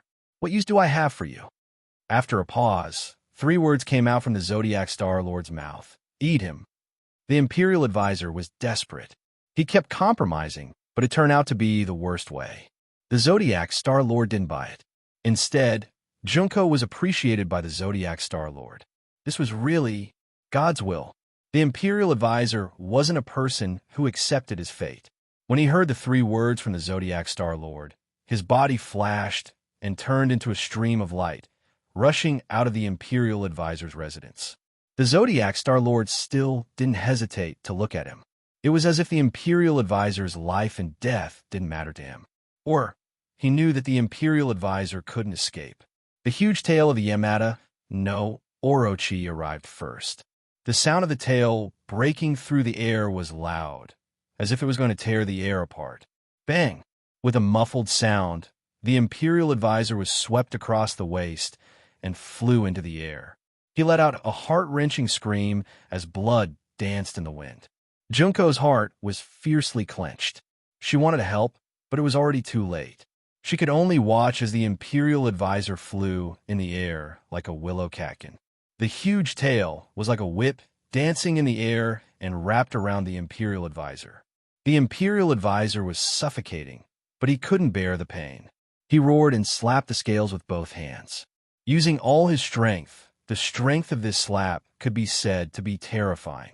With a loud bang, a piece of the scales was slapped off, bringing with it a dazzling stream of blood. "Roar! How dare you? I'm going to eat you!" Yamada no Orochi finally exploded in anger. Although it had pledged allegiance to the Zodiac Star Lord, it had always been high and mighty in front of the Imperial advisor. Even now, it still maintained this condescending position.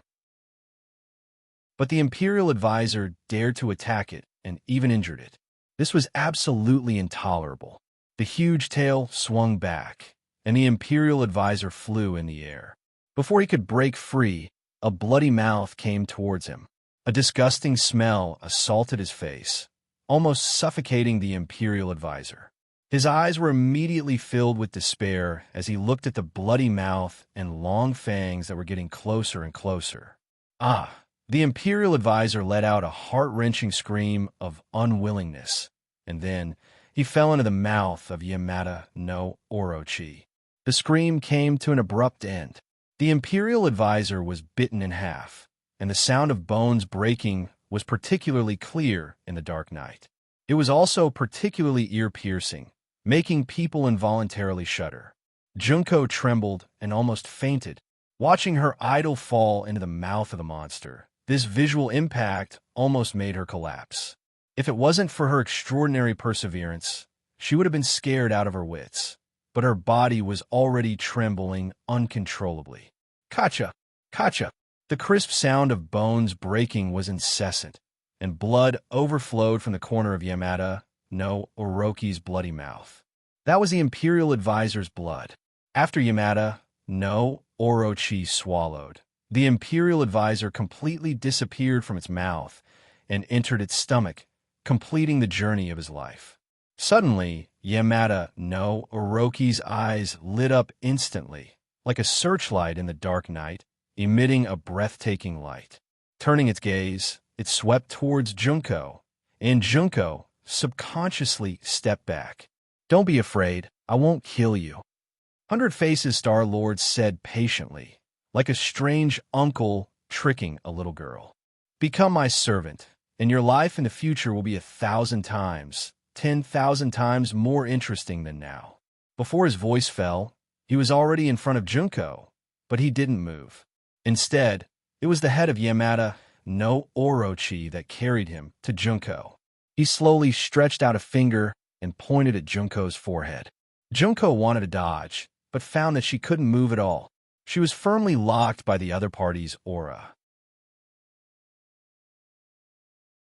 Chapter 705. The finger of the 100 transformations star sovereign blossomed with a dazzling light, and this was the only light left in Junko's eyes. There was an explosion in her mind, and countless information flooded in, filling up every single one of her brain cells and nerves. Her pupils instantly enlarged. As a ninja, she could be regarded as a beginner in magic. Seeing this information, she was overjoyed and almost went crazy. She understood the value of these things too well. Didn't the state preceptor rack his brains to capture Tang Zheng for these things? Magic, the real Huaxian magic, not the superficial ninjutsu. She felt that every word in her mind was so beautiful, exuding a charm that made her enchanted. Rumble, a burst of sound like the yellow river bursting the dike. The sound of the surging river suddenly sounded in her body. Her complexion greatly changed, and she quickly checked the condition of her body, only to see that the sound came from her meridians. At this moment, her meridians were like a big river, and the true chi flowing in them was like a river, surging and full of power. The true chi widened her meridians, which was conducive to storing more true chi. What made her even more ecstatic was that her cultivation was soaring rapidly. Her true body had reached the speed of a rocket, and her true chi was rising steadily, impulsively reaching one realm after another, which she didn't dare to dream of recently. Moreover, there seemed to be no end to it.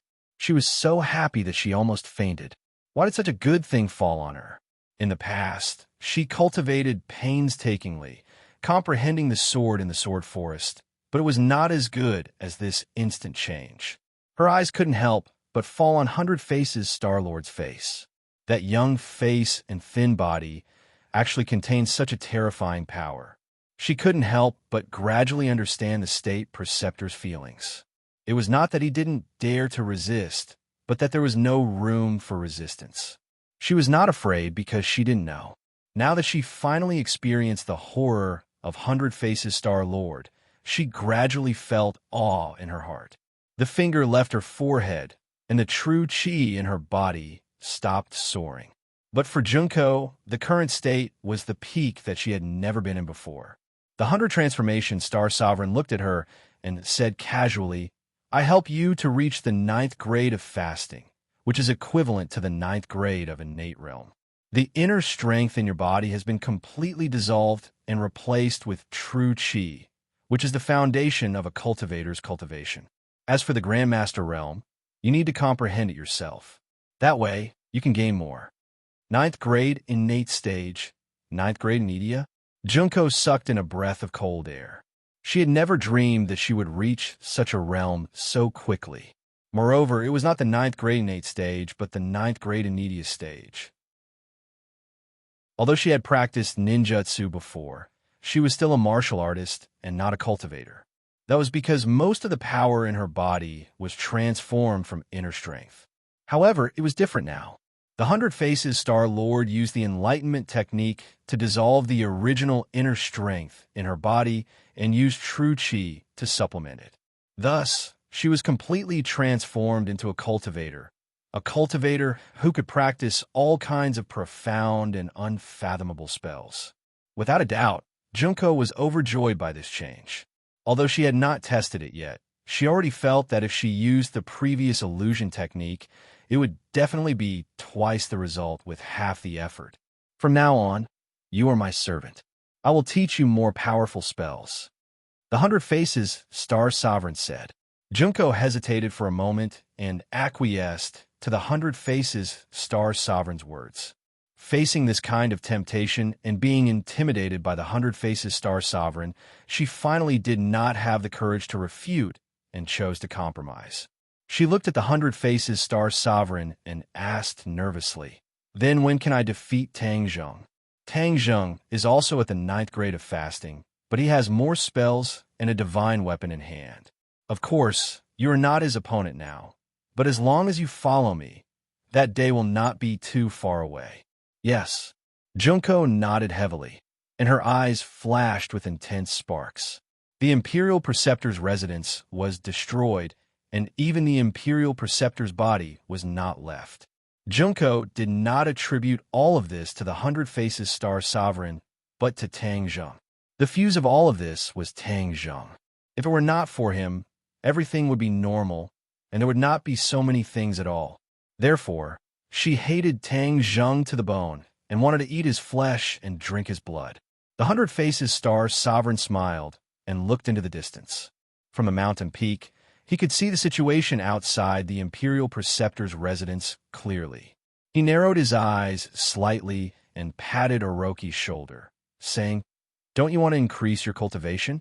Enjoy the delicious meal." Orochi heard this, and a terrifying cold light and murderous intent burst out from its eyes. The snake's tongue flickered, and its huge eyes stared into the distance. There were many soldiers there, and they surrounded the Imperial Preceptor's residence.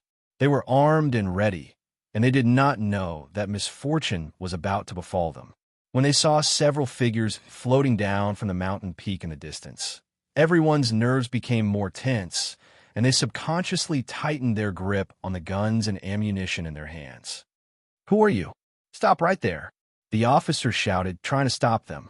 But when they approached, and especially when they saw the huge body of Orochi, everyone trembled in fear. Some of them could not even hold the guns in their hands, and they fell to the ground. What kind of monster is that? Everyone's mind was full of question marks, and some smart people immediately shouted in fright, "Open fire, don't let them come close." The bullets were like raindrops covering the sky and covering the earth as they shot towards the few people. "Roar!" Orochi let out a furious roar. "Kill!" Yamada, no, Orochi looked down at the crowd from above. The bullets clanged as they hit its scales, but all of them ricocheted back without leaving a single mark. Suddenly, someone finally understood the huge gap in strength between them and the enemy. Their faces were pale, and their hands holding the guns could not help but tremble. "It's my turn now." Yamada, no, Orochi laughed sinisterly. His 8 bloody mouths swooped down like a gust of wind, crashing into the crowd with a whoosh. Instantly, screams that sounded like pigs being slaughtered rang out one after another, piercing through the clouds. One by one, the mouths of the Yamada no Orochi bit down on the bodies of many people. Kacha, the bodies were torn apart at the waist, and then they were swallowed into the stomach of the Yamada no Orochi. 100 Faces looked at all of this with a smile, as if this hellish slaughter was nothing out of the ordinary for him, and there was no fear at all. Junko's face was as pale as paper, and her stomach was churning. Finally, she could not help but vomit at the side, as if she was going to vomit out her gallbladder. 100 Faces glanced at her from the corner of his eyes, and the corner of his mouth hooked up into a meaningful smile, and he said lightly, "You have such a big reaction to such a small scene. It seems that you need to train more in the future." Junko put her hands on her thighs, bent over, and touched the corner of her mouth, and asked in shock, "Why did you do this? These people are innocent people. Why did you kill them?" Orochi wants to improve his cultivation, so of course he needs these food. 100 Faces said matter-of-factly, "Food." Junko was startled, and then she became angry. "You treat my people as food? What's wrong with that?" 100 Faces' smile did not diminish, and he stared straight at Junko. That pair of unfathomable eyes made Junko's heart thump, and she subconsciously took 3 steps back. These people are just ants, and they will die in a few decades. Now that they have died in the mouth of Orochi, at least they can be of some use, and this is their honor. You? Junko swallowed the word pervert that was at the tip of her tongue. No matter how much she said, it was equal to nothing. Everything had happened, and it was irreversible. Her heart seemed to be bleeding, and she watched her people die in the mouth of Orochi and become the delicious food in his stomach. Perhaps the state preceptor and the emperor never dreamed that Orochi, who they worshipped day and night, would eventually become the nightmare of the people of the island nation, and they would treat the people of the island nation as delicious food. Perhaps this was the fate of the people of the island nation, a kind of punishment for the crimes committed in the monstrous war of the past. It was just that this kind of punishment was very cruel, and it made people tremble with fear. But compared with the killings committed by their ancestors in the past, in fact, Orochi's punishment was just a small matter. Orochi was like entering the land of no words, and no one could stop him. One by one, the people of the island nation were swallowed by him. This scene of Shura almost made people's hearts stop beating. Junko's eyes were filled with tears, and she turned her head, unable to bear to see this cruel scene. 100 Faces frowned and said, "As my servant, if I say east, it must be east, and if I say west, it must be west. Since I brought you here, you must see this scene, and you must see it all." As soon as she finished speaking, Junko found that a huge force was controlling her neck, forcing her to turn her head little by little. She could only watch this scene with her eyes wide open, unable to even blink. She finally deeply experienced the terror of the 100-change Star Sovereign. Since she had become his servant, it was almost impossible to go against his will. "Humph! You don't want your people to be eaten, do you? But I tell you, since you are my servant, you are no longer a person of the island nation. You don't even belong to any country. You only belong to me, 100 Faces. Put away your pitiful heart. This world is cruel. Only the strong can survive. The weak only have the same fate as them, at the mercy of others." The 100 Transformation Star-Lord said with a murderous aura. Junko bit her lips tightly and didn't say a word. A fierce light flashed in 100 Faces' eyes, and he said sternly, "Orochi, after you enjoy these people, march to the big city, where there are more delicious food waiting for you." Chapter 706. Early in the morning, Tang Zheng accompanied Wu on the balcony, bathing in the rising sun. This place was not far from the sea, and one could see the sea level. A red sun slowly rose from the sea level, shining brightly, illuminating the entire world. Wu Zhu took a deep breath and said, "It's so good to be able to breathe fresh air." She had practically walked through the gates of hell, and her mental state had undergone quite a bit of change. Last night, she had slept soundly, but she had never slept so sweetly before. Her dreams were filled with Tang Zheng's figure. Tang Zheng turned his head to look at her. Her cheeks were suffused with radiance, and she was exceptionally beautiful, like a fairy that had descended to the mortal world. Tang Zheng smiled slightly and said, "After a night of rest, your injuries have mostly healed. This is all thanks to you." Wu Zhu looked at him. "This is what I should do." After Tang Zheng finished speaking, his gaze was attracted by a person in the distance. His pupils constricted as he said, "He's back." Wu also immediately turned his head to look, revealing an excited expression as he shouted in ecstasy, "Master is back." Hua! Many people rushed out of the house and rushed towards Wu Junshan to welcome him. Lan Yu walked to the front. When the couple was young, their relationship was extremely good. However, because of Tang Zheng's matter, their relationship was broken. However, ever since Tang Zheng appeared, this crack had gradually been mended, and the relationship between the two of them began to improve by leaps and bounds. Tang Zheng and Wu stood on the balcony and saw that Wu Junshan was in a sorry state. His clothes were tattered in many places, and it was obvious that he had experienced a fierce battle. Although he did not see it with his own eyes, he could imagine how intense the battle was. Tang Zheng understood that if not for Wu Junshan, it would not have been so easy for them to leave the Imperial Advisor's mansion so easily. Wu Junshan also raised his head, his gaze first landing on Tang Zheng's body. his expression extremely complicated. Then it stopped on Wu Zhu's face, revealing a look of joy between his brows. Wu Junshan walked up with the crowd surrounding him. Tang Zheng said slowly, "You're back." Wu Junshan squeezed out a smile and nodded. "I'm back." They didn't break through the layer of paper between father and son, but it was obvious that their relationship had improved. Wu Junshan wasn't in a hurry to get results.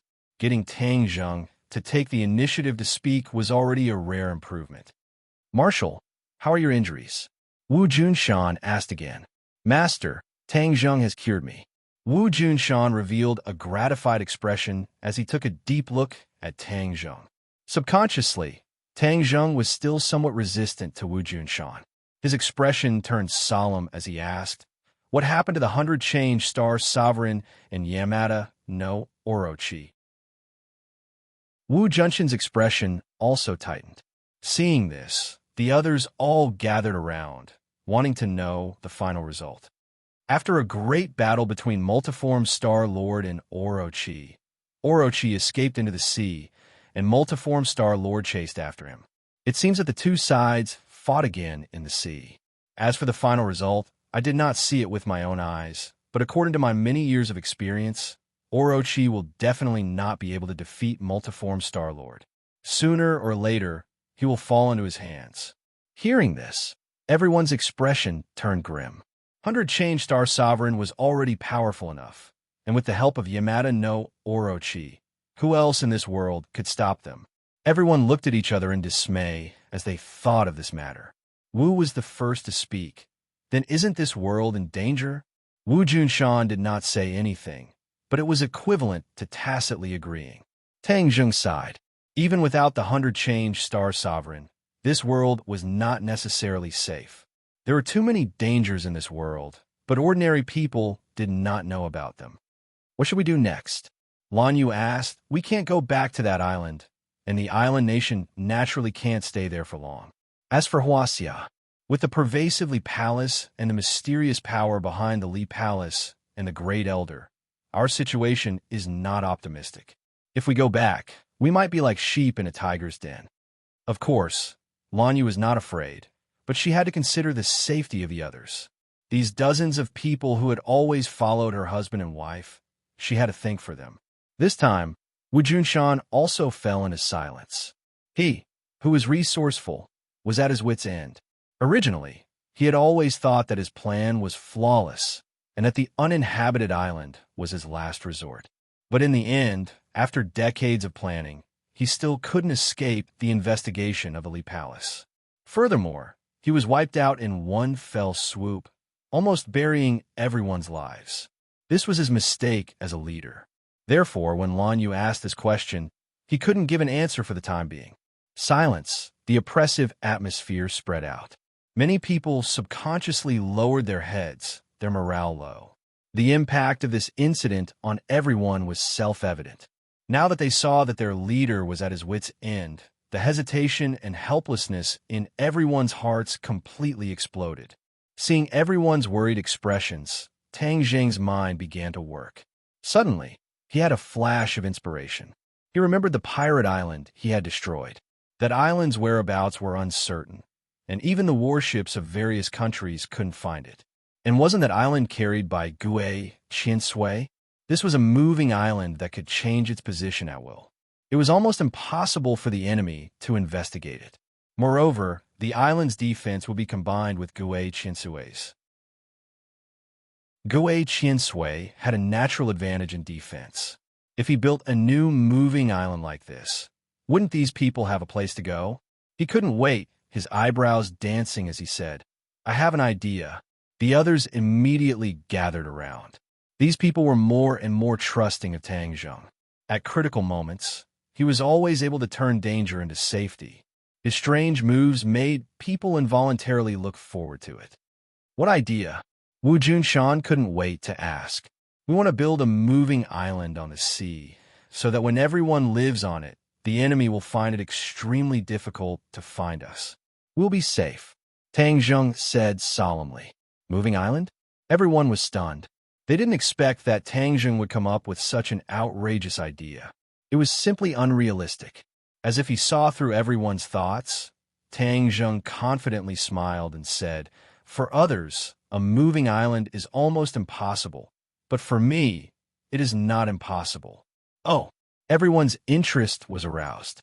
Even if Wu and Tang Zheng had crossed the ocean together and had seen the magic of Gui Qiansui, for a moment, they didn't think of this point. Looking at everyone's anxious eyes, Tang Zheng didn't keep them in suspense. He faintly smiled and said, "Gui Qiansui can do this. It can carry an island in the sea and can move it at any time. It even has a defensive function." Gui Qiansui. Everyone subconsciously turned their head to look inside the room. The two small figures were behind the floor-to-ceiling window, and their spirits were not very good. Gui Qiansui was injured, and a crack appeared on his turtle shell. Xiaobai was also injured, but it was not as serious as Gui Qiansui.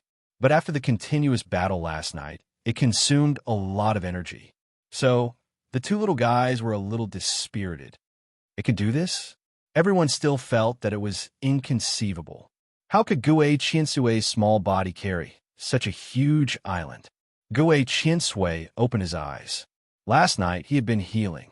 When he heard everyone's conversation, he staggered out. Looking up at everyone, he slowly said, "Immortal, I am seriously injured. My current spiritual power is not enough to carry an island." Hearing a turtle speak human language, except for a few people, most of them showed a look of seeing a ghost. Tang Zheng's heart skipped a beat. He immediately saw the crack on Gui Qiansui's back. If not for saving him, Gui Qiansui would not have been bitten by Yamada, no Orochi's fangs, let alone be seriously injured. "Gui Qiansui, don't worry. I will find a way to heal you," Tang Zheng said seriously with a calm face. Gui Qiansui shook his head and said, "Immortal, this time my injury is very serious. I won't be able to recover in a short time." Tang Zheng said without hesitation, "Let's find a way together. There will be a solution." After a pause, he said to Wu Junshan and the others, "It seems that we will have to stay here for a while. During this time, everyone must be on high alert. Last night, I killed the Emperor and destroyed the Kokyo. The island nation is in complete chaos. Moreover, the other party must want to find us even if they have to dig 3 feet into the ground. So, they may follow any clues to find us." Most people did not know that Tang Zheng had done such a big thing last night, especially Wu, who looked at him in shock. Seeing this, Lan Yu reminded, "At that time, you were in a critical situation. He was avenging you." Wu seemed to have been immobilized. She was motionless as she stared at Tang Zheng. Her eyes seemed to have ripples. Even a fool could understand the emotions in her eyes. Lan Yu smiled knowingly and winked at everyone. Everyone understood tacitly and tiptoed away from the balcony. Even Gui Qiansui tactfully returned to the house. There were only 2 people left on the balcony. For eyes looked at each other. Too many feelings were revealed from each other's eyes. This was the first time Wu knew about Tang Zheng's crazy actions last night. This moved her more than when Tang Zheng saved her life, because Tang Zheng's actions were too dangerous. What kind of place was the Kokyo? Who was the Emperor? Destroying the Kokyo and killing the Emperor. Even without thinking, one would know how difficult the task was. In this world, there were not many people who had the courage to do such a thing. But in order to avenge her, Tang Zheng did not hesitate to put himself in danger. This moved her to the extreme. She stared at Tang Zheng and could not help but walk to his side. She gently hugged his waist and leaned her face on his neck. She clearly said, "In this life, no matter what you do to me, I will never leave you." In just a short sentence, she seemed to have exhausted all her strength. Then, her whole body softly leaned on Tang Zheng's body. Tang Zheng's heart seemed to have been punched. His hands also hugged her body. Chapter 707. Time flies. It has been a few days since Tang Zheng made a ruckus in the Kokyo. During this time, Tang Zheng and the others learned about the changes in the island nation from the TV. After the death of the emperor, the whole country was under martial law. Every port and airport was strictly controlled, and there were countless people patrolling every day.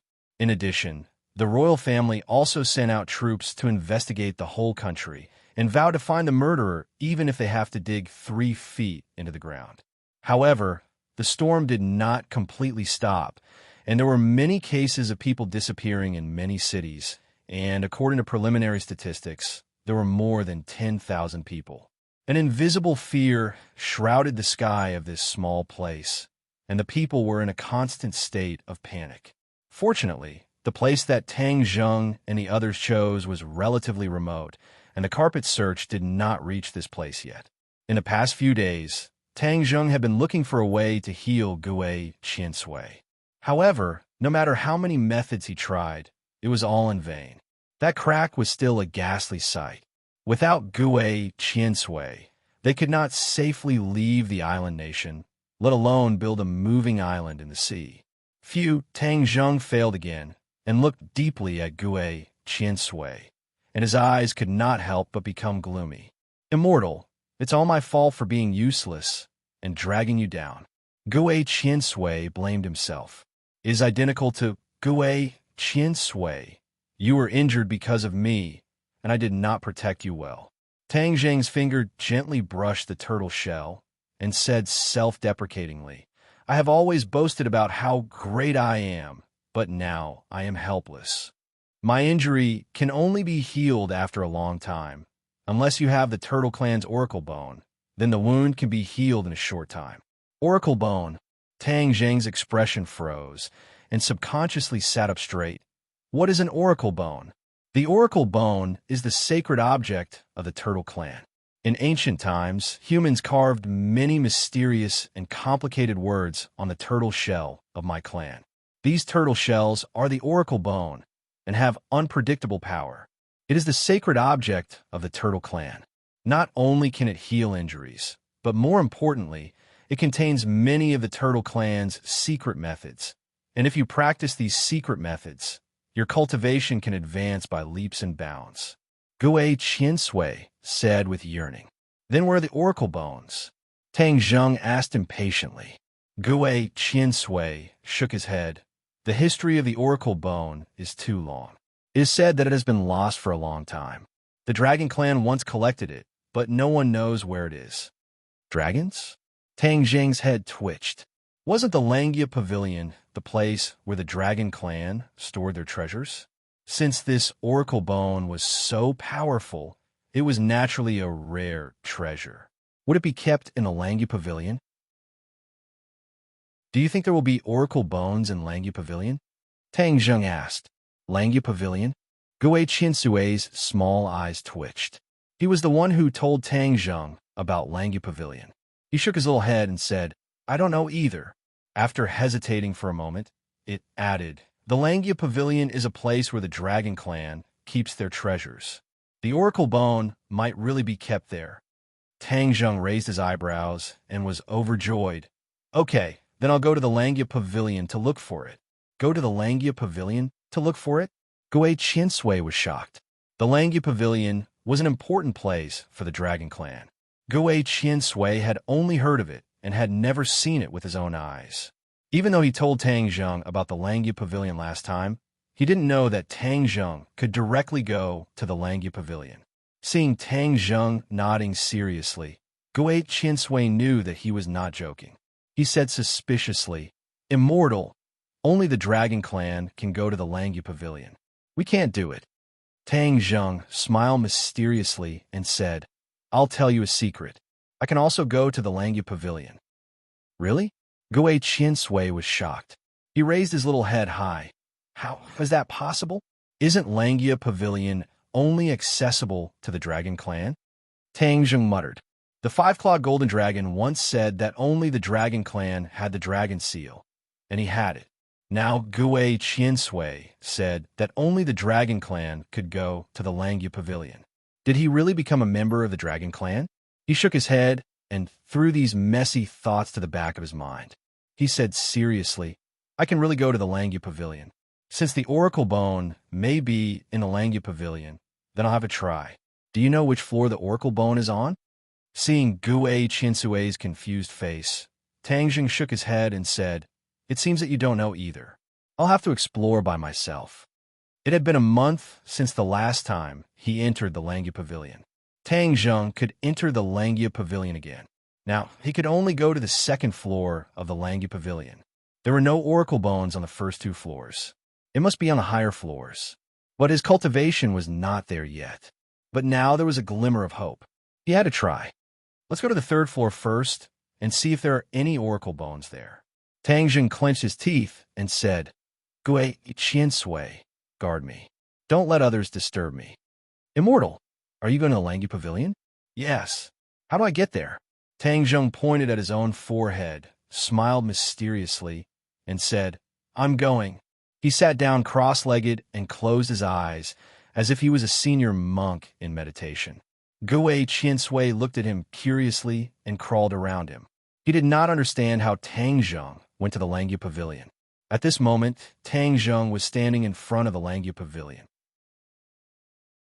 The towering pavilion was so tall that people could only look up.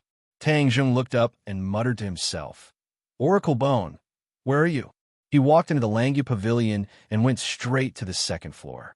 He stood at the stairs leading to the third floor. The stairs to the third floor were in front of him, but he did not dare to rashly step on it. His Dragon God technique had only reached the second level. If he rashly stepped on the stairs, he would be mercilessly bounced back by the power of the Langia Pavilion. He would waste this opportunity to enter. The last trip to the Langia Pavilion was still fresh in his memory. All along, the dragons who entered the Langia Pavilion could only stay for a quarter of an hour. But last time, Tang Zheng unexpectedly broke the limit. He actually stayed for an hour, which was far beyond the limit of the Langia Pavilion.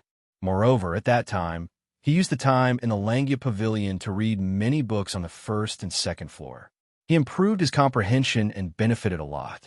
Sharpening the axe will not delay the work of cutting firewood. Let's cultivate first and strive to break through the Dragon God technique. Tang Zheng was not in a hurry. Instead, he sat down in front of the stairs and focused on cultivating. The Dragon God technique was obscure and profound. Even for the Dragon Clan, it was very difficult. The same was true for Tang Zheng. He closed his eyes and silently operated the Dragon God technique. The true qi in his body flowed. The little golden dragon in his glabella surged and emitted a dazzling golden light. Tang Zheng's cultivation had improved by leaps and bounds since the last time he entered the Langia Pavilion. When he operated the Dragon God technique, he clearly felt that the places where he felt stagnant before had become unobstructed. The true qi flowed quickly in each vein and finally gathered in his glabella. Whoosh! A golden light shot out from his glabella. Gui Qiansui was startled by this scene and subconsciously staggered backward. But the next scene shocked Gui Qiansui again. There was a kind of trembling from the depths of his soul. In the golden light, a golden dragon was shining brightly. It was more dazzling than the surrounding golden light. However, this golden dragon did not fly out. Instead, it was in Tang Zheng's glabella. But Tang Zheng's skin seemed to be transparent, so the golden dragon could be seen clearly. In fact, Gui Qiansui had never seen a real dragon clan. When he was born, the South Sea Dragon Palace had been abandoned by the Dragon Clan. However, there were murals of the Dragon Clan in the South Sea Dragon Palace. Gui Qiansui had been looking at these murals since he was a child. The Dragon Clan and the murals had a majesty that made all living things bow down. Gui Qiansui had always yearned for the Dragon Clan and hoped that he could see a real Dragon Clan one day. Although this wish had not been realized yet, Tang Zheng's situation at this moment made him clearly feel something of the Dragon Clan, the Dragon Aura. Although the dragon in Tang Zheng's glabella was very young, the dragon aura it emitted was not something ordinary creatures could resist. At least, Gui Qiansui could not resist it and retreated in fear. What is going on? Why is there a dragon in the immortal's body? Is he also a Dragon Clan? No, absolutely impossible. I have never heard of a person becoming a Dragon Clan. This is simply a fantasy. Gui Qiansui shook his head fiercely and denied this absurd idea. Once again, he looked at it attentively. The golden light on the little dragon's body became more and more dazzling, as if the golden light from all directions was absorbed by it. From all directions, countless true chi poured into the glabella and integrated into the golden light. Suddenly, the golden light shone and wrapped the little golden dragon in an instant. The two claws kept dancing, which was particularly eye-catching. Time passed by little. Tang Zheng felt that the true chi was endless, surging like a river, quickly pouring into the glabella and replenishing the golden light. He had already found a way. The increase of his cultivation was indeed very useful. The true chi of the 9th grade of fasting was really terrifying. After turning into golden light, it replenished the golden dragon little by little. The golden light hovered in the golden dragon's abdomen and gathered little by little. Lingering together, a small dragon claw slowly formed. Tang Zheng was slightly stunned and immediately overjoyed. This is the rhythm of the dragon god secret arts breakthrough. At this critical moment, he must not drop the ball. So he quickly calmed his mind, calmed down, and stared at the golden dragon and the dragon claw that was in the process of forming. Time passed by little. The golden light gradually dimmed. But at this moment, the golden dragon's abdomen had already grown a 3rd dragon claw. Wow! Gue Qian Sui saw this scene clearly. Although he did not know what was going on, when he saw the dragon claw formed, he could not help but exclaim. This scene was too magical. It was not something that could be seen casually. Moreover, when the 3rd dragon claw grew, the dragon aura of the golden dragon was obviously improved by a level. Chapter 708. Tang Zheng looked at the 3-clawed golden dragon in his glabella. It was vivid and lifelike, as if it was really alive. The 3rd stage of the dragon god technique, I really did it. Tang Zheng excitedly waved his fist. The 9th grade of Anidia really had an extraordinary effect, breaking through the 3rd stage of the dragon god technique so easily. If the 5-clawed golden dragon knew about this, it would definitely be shocked. It had always vowed that the dragon god technique was very difficult to cultivate, but ever since I started cultivating the 1st layer, it has been a lot easier for me. He looked up and saw the stairs leading to the 3rd floor of the Langya Pavilion in front of him. The corners of his mouth curled up into a smile, and he walked up. Creak! His feet landed on the stairs, making a slight sound, but he was not ejected out of the Langya Pavilion by the mysterious force like before. He breathed a sigh of relief and strode up to the 3rd floor. Just as he stepped into the 3rd floor, a murderous aura hit him in the face. This was not a murderous aura, but a murderous aura that filled the sky. It was so dense that it could not be dispersed, like water, and he was like a fish in the water. His smile immediately disappeared, and his brows furrowed. Such a strong murderous aura was definitely not a good sign. What exactly was so dangerous about the 3rd floor? He cautiously looked over, and his pupils instantly dilated. This floor was not like the first 2 floors, which were filled with an antique and scholarly atmosphere. This floor was like a huge display stage. Not only were the 4 walls filled with a dazzling array of items, there were also many items on the shelves on the ground. His breathing involuntarily quickened, and he muttered to himself, I knew that the Langya Pavilion would definitely have these good things. Sure enough, treasures. These are all treasures. This entire floor was filled with treasures. Sabers, spears, swords, and halberds were the most common weapons. There were also many strange weapons, dazzling the eyes. However, this time, he didn't come for the weapon, but for the oracle bone. Oracle bone, where are you? Don't be on the floors above. If that's the case, I won't be able to do anything. He muttered to himself endlessly and started searching the floors. When his gaze swept past the weapons one by one, he could not help but feel his emotions fluctuate, because these weapons were not ordinary weapons, but magic treasures. The first thing that caught his eye was the outermost yellow-gray transcendent artifact. This was the most basic transcendent artifact. If Tang Zheng had just started cultivating, of course he would be very fond of it. Now, he was no longer the same as before, and yellow-grayed transcendent artifacts were nothing in his eyes. As he walked forward, a profound grayed transcendent artifact came into view, and he couldn't help but nod. Although he didn't need it, there were too many people around him, and there was bound to be someone who needed it. Further ahead were the Earth-grade magic treasures. The number was much less than the previous magic treasures, only 5 in total. However, in Tang Zheng's eyes, these 5 magic treasures were not simple. They were definitely the best of the Earth-grade magic treasures. In the future, after refining them, they could also be upgraded to Heaven-grade magic treasures. He suppressed the joy in his heart and went to the center of the floor. There were 3 antique shelves, but the shelves were covered with something, so he couldn't see what was inside. Could there be a heaven-ranked magic treasure inside? Tang Zheng muttered to himself as Xin Shou lifted up a cover. Shua! A multicolored light shone out, illuminating the entire floor. It was like a rainbow, gorgeous and beautiful. Wow!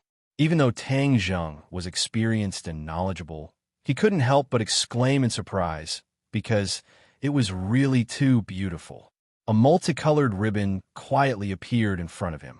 Upon closer inspection, the ribbon was floating about a finger's width away from the shelves. Heaven-grade magic treasure. Tang Zheng cried out in surprise. Although he couldn't see what was so magical about this magic treasure, the power and aura it emitted still allowed Tang Zheng to make an accurate judgment. He carefully picked up the magic treasure, and a cool feeling spread from his palm to his whole body. It was as if he drank a bottle of ice water on a hot summer day, making him feel relaxed and happy. However, a few other large words appeared in his mind at the same time. Rainbow Damask. This heaven-grade magic treasure is called Rainbow Damask. It's obviously more suitable for women. Tang Zheng already had many women by his side. Martial was a martial artist, and she cultivated the Inferno Divine Palm. Moreover, her martial arts were extremely masculine, completely different from the Rainbow Damask feminine. Yi Ding Dang.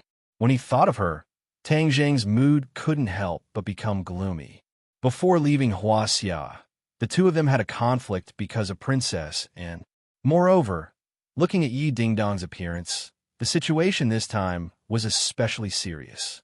Fong Shishir. Tang Zheng's head went soft. She was alone abroad, and he didn't know how she was doing. Moreover, other than the gold jade purple robe that he gave her, she didn't have any other suitable magic weapons. The cultivation method she cultivated was the cloud water art, which was graceful and agile, not feminine. The rainbow damask was very suitable for her. He nodded. Then this heaven-grade magic treasure would belong to Fong Shishir. He put the rainbow damask into his sumaru pouch and casually opened the other cover. Shua! A sharp sword light soared into the sky, as if it wanted to break through Langya Pavilion. Eh! Tang Zheng's gaze trembled as he looked at the magic treasure in surprise. It was a 3-foot-long sword with a translucent dark green body. It was sparkling and translucent, as if the green of the Buddha forest had been completely absorbed into the sword. However, it also emitted a powerful sword intent. Good sword.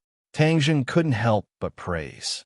If he didn't already have the War Soul sword, he probably wouldn't have been able to resist using this sword as his own. Moreover, it was also a heaven-grade magic treasure. Clear Wind Sword. When Tang Zheng held the sword hilt with both hands, the name of the sword jumped into his mind.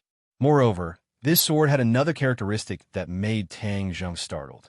This sword seemed to have no weight at all. It was light as a feather, as if he was holding air in his hand. What a gentle sword name. But this sword isn't gentle at all. It's definitely a killing weapon. Tang Zheng exclaimed. In his heart, a person involuntarily jumped out. Yi Ding Dang. I've already passed the wind-chasing sword art to Ding Dang. The wind-chasing sword art is fast, fierce, and accurate. It has high requirements for the sword. If the sword is light and thin and can cut through even the slightest hair, then when used together with the wind-chasing sword art, it will definitely display an even stronger power. Tang Zheng's eyes were filled with joy. The clear wind sword and the wind-chasing sword art were a perfect match. Moreover, both had the word wind in their names. It was like a match made in heaven. Although Yi Ding Dang was a martial artist and the clear wind sword was a magic treasure, Magic treasures could also be used as normal weapons. It was just a bit wasteful. However, because he ding-dang practiced the wind-chasing sword art, she didn't need inner strength to control the sword. She only needed to rely on the exquisite sword moves, which was a perfect match for the Clear Wind sword. I'll give his Clear Wind sword to Ding Dang. I hope she likes it. He didn't hesitate to make a decision and put away the Clear Wind sword. Finally, his gaze fell on the third cover. As for what was inside, he had no idea. He didn't rush to open it. His heart was a bit nervous. He had already searched all the other places on this floor. This was the only place left.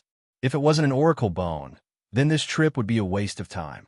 He didn't think that he would be able to reach the fourth stage of the Dragon God technique in a short period of time. This was related to Gue Chinsue's injury. It was related to where Wu Junshan and the others would go next. In short, this matter was very important. He took a deep breath and carefully lifted the cover.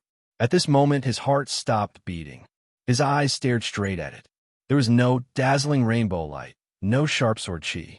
There was only a black thing the size of a palm. It was engraved with vein patterns. What is this?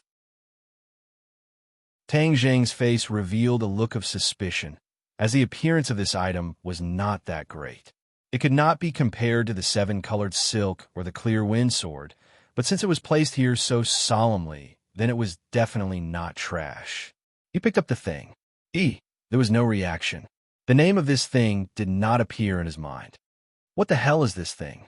Tang Zheng looked at it over and over again. For a long time, he didn't get a specific answer. The vein patterns engraved on it were very complicated. It was like a small tadpole. It looked like words, but it didn't look like words. Tang Zheng had never seen such a strange thing. After searching all the places, he still couldn't find the oracle bone. He couldn't help but feel dispirited and disappointed. God, are you playing with me? You gave me hope, and then instantly made me despair. You can't play with people like this. Tang Zheng waved his fist above his head and angrily roared. The voice hovered above his head for a while, and then disappeared. Only Tang Zheng and the weapons in the room were left. Well, since it's like this, I can only think of another way. Tang Zheng casually threw the black thing into the Sumeru pouch, and then strode downstairs. He didn't put the other weapons into the pouch, because now he was surrounded by warriors. He didn't need these magic weapons for the time being. Tang Zheng slowly opened his eyes. Gue Qiansui hurriedly crawled over and couldn't wait to ask. Upper Immortal, how's the situation? Tang Zheng's expression dimmed as he said, I entered the Langia Pavilion, but there are many floors in the Langia Pavilion, and my cultivation can only reach the third floor. I didn't find the Oracle Bone. Maybe the Oracle Bone is on a higher floor. Gue Qiansui heard this, and the expectation in his eyes immediately disappeared. It was replaced by disappointment and loss. Gue Qiansui, I'm sorry. I couldn't help you. Tang Zheng apologized. Gue Qiansui raised his head and said, Upper Immortal, you're too kind. It's my great honor to find the Oracle Bone in Langia Pavilion for me. Even if I die, I'm already satisfied. Moreover, this injury won't take my life. I just need more time to recover. But I'm really useless if I delay Upper Immortal's important matter. Gue Qiansui not only didn't blame him, but also kept blaming himself. Tang Zheng quickly said, Gue Qiansui, don't worry. I'll practice hard and strive to reach the higher floor of Langia Pavilion as soon as possible to find the Oracle Bone for you. Upper Immortal, Langia Pavilion is an important place of the Dragon Clan. You can go in and out freely. Moreover, a golden dragon appeared on your forehead just now. This situation has never happened before. It's a great opportunity for Upper Immortal. Gue Qiansui praised, but you'd better not let others know about this situation. Otherwise, I can't guarantee that others won't covet it. Tang Zheng was moved and nodded. He admitted that Gue Qiansui's reminder was very reasonable. Chapter 709. Tang Zheng remembered his harvest in Langia Pavilion, but he didn't know what that black thing was, so he took it out and asked Gue Qiansui, What do you think this is? That thing flew to Gue Qiansui and stared at it with its small eyes. It touched it with its claws and said, "This," for a moment, it was a little sluggish. Tang Zheng was startled and asked curiously, "What's wrong?" Gui Qiansui raised his head and looked at Tang Zheng with a strange expression. "Immortal? Isn't this an oracle bone?" "What?" Tang Zheng was shocked and almost jumped up. "It's different from what you described." The oracle bone described by Gui Qiansui was not black like this, and there were turtle shell patterns on it, but there were no turtle shell patterns on it except for the scribbles. So, Tang Zheng thought for a long time, but still didn't recognize it as the oracle bone he was looking for. Gui Qiansui said, "I'm just talking about an ordinary oracle bone, but this is not an ordinary one, so you didn't recognize it. In fact, if I didn't touch it, I wouldn't recognize it at a glance. The oracle bone is the shell of the turtle clan, and it has the unique aura of our turtle clan. When I touched it, I could feel this aura. As for the uniqueness of this turtle shell, it has been refined by someone." "Refined before?" Tang Zheng suspiciously creased his eyebrows. Gui Qiansui nodded. "Yes, the turtle shell is very hard and can be used for defense. Some turtle shells can be refined into magic weapons, and this is one of them." "You mean this is a magic weapon?" Tang Zheng asked in surprise. He didn't feel any special aura from it, so he didn't think of it as a magic weapon. Gui Qiansui nodded. "Of course, this is a heaven-level defensive magic weapon. Immortal, you can infuse your true qi into it, and everything will be clear." Hearing this, Tang Zheng put the oracle bone in his hand and infused his true qi into it. Whoosh! A ray of black light gushed out from the oracle bone, forming a shield. Tang Zheng's eyes lit up and was surprised. It's really a heaven-level magic weapon. When he infused his true qi into it, he could finally feel the power of the oracle bone. However, this magic weapon didn't have a name like the other two magic weapons. "Immortal, you don't have a defensive magic weapon. This oracle bone is suitable for you. You can name it first."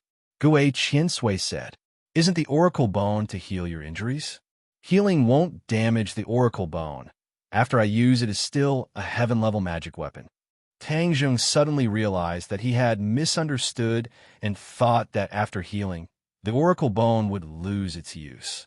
The more he looked at it, the more he liked it, it was more and more.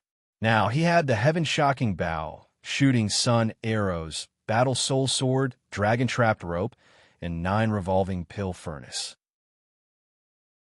Among them, the dragon-trapped rope could occasionally be turned into a shield and used as a defensive magic weapon.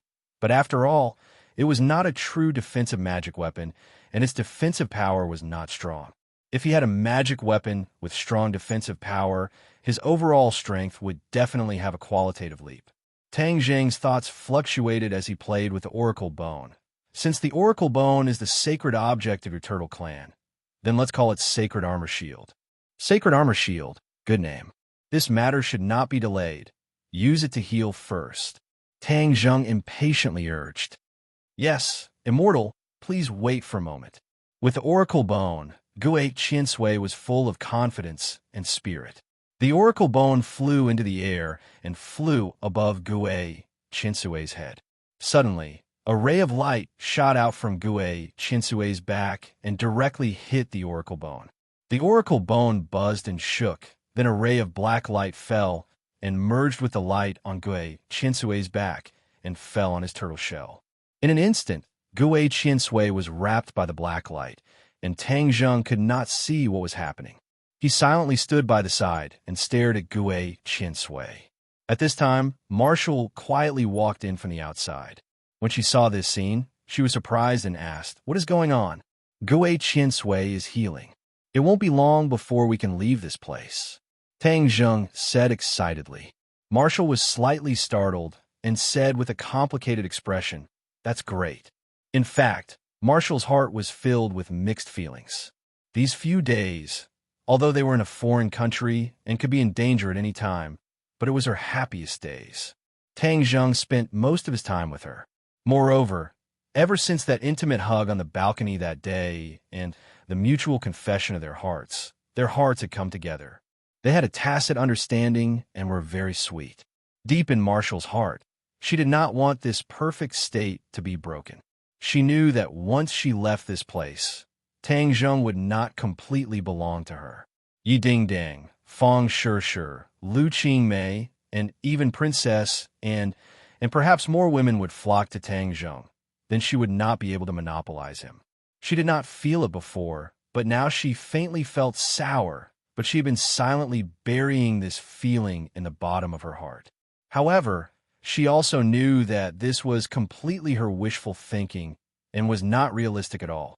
Tang Zheng would leave this place sooner or later and return to Huaxia, but she did not expect this day to come so soon. Tang Zheng looked at her deeply and noticed the strangeness between her eyebrows. His heart moved as he held her hand and asked, "What's wrong with you?" Marshall squeezed out a smile and clasped his hand, saying, "Nothing. I'm happy to hear this news." Tang Zheng did not think too much about it and said, "All of this depends on Gue Qiansui, but I don't know how long it will take for it to heal." Marshall also glanced at Gue Qiansui, who was enveloped in light, and said absent-mindedly, "It doesn't matter how long we wait. All right, are you coming back to Huaxia with me this time, or are you staying on the island?" Tang Zheng asked. Marshall's expression panicked. She did not know how her master and mistress would arrange for her. She could not help but feel a little scared and said, "I don't know either. This is your choice." She hesitated for a moment, then said, "I want to go back to Huaxia with you." Tang Zheng's mouth hooked up into a smile. He gently wrapped his arms around her waist and said with a mischievous smile, "Is it because you can't bear to part with me?" Marshall was a little embarrassed. These days when Tang Zheng had nothing to do, he would smile mischievously and move his hands and feet. He was like an irritable little monkey, which often made Marshall feel shy. In the past, the relationship between the two of them was too rigid. Now, they were like a couple in love. Occasionally, their intimate actions made Marshall's heart beat faster. She was even more excited than when they were intimate. Nonsense. Marshall rolled her eyes at him. Tang Zheng's mood was very good. He smiled and said, "There are no outsiders here. What are you afraid of? It doesn't matter if you tell the truth." Marshall subconsciously looked at Gue Qiansui. "It is healing. It can't hear." Tang Zheng said, I won't say. Master and mistress have been waiting for your news. Since Gue Qiansui's injury is almost healed, I will immediately tell them the good news." After that, her figure flashed and escaped from Tang Zheng's devil claw. Tang Zheng shook his head and gave a knowing smile. A day and a night passed. The light that wrapped around Gue Qiansui dissipated. Gue Qiansui finished healing. There were no scars on his back. He was full of energy again. He excitedly said, "Immortal, the oracle bone contains my turtle clan's spiritual energy. It is this spiritual energy that helped me to heal quickly." Tang Zheng faintly smiled and glanced at the oracle bone. There were no changes, so he casually put it away and said, "Since it is like this, a long night is full of dreams. We will immediately depart." "Yes." Gue Qiansui excitedly shook his head. This group of people went out of the house and went straight to the sea. Everyone was very excited. They were finally going to leave this damn place.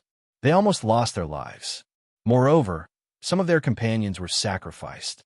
However, in the end, they turned this country upside down. It could be considered as a temporary release of their anger. This area was very desolate. When they arrived at the seaside, they did not meet anyone. The sea was just under their feet. Tang Zheng nodded to Gue Qiansui. Gue Qiansui immediately climbed into the water. When it was immersed in the water, its speed was significantly faster. It was completely submerged by the sea.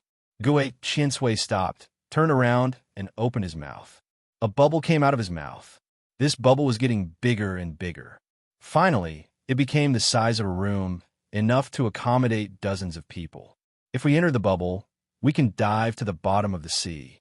In this way, the enemy will not find us easily. Tang Zheng did not think that the enemy would only intercept them at the port and the airport. He was afraid that the Maritime Self-Defense Force would also be arranged to patrol the sea. They would not let them go easily. When they were at the bottom of the lake, they experienced the mystery of the bubble. So, they entered the bubble. The bubble quickly sank to the bottom of the sea. There was no trace of them on the surface of the sea. Gui Qiansui took the lead and led the way. The bubble automatically followed his footsteps. Everyone opened their eyes wide and looked at the world under the sea in amazement. This kind of treatment was not common.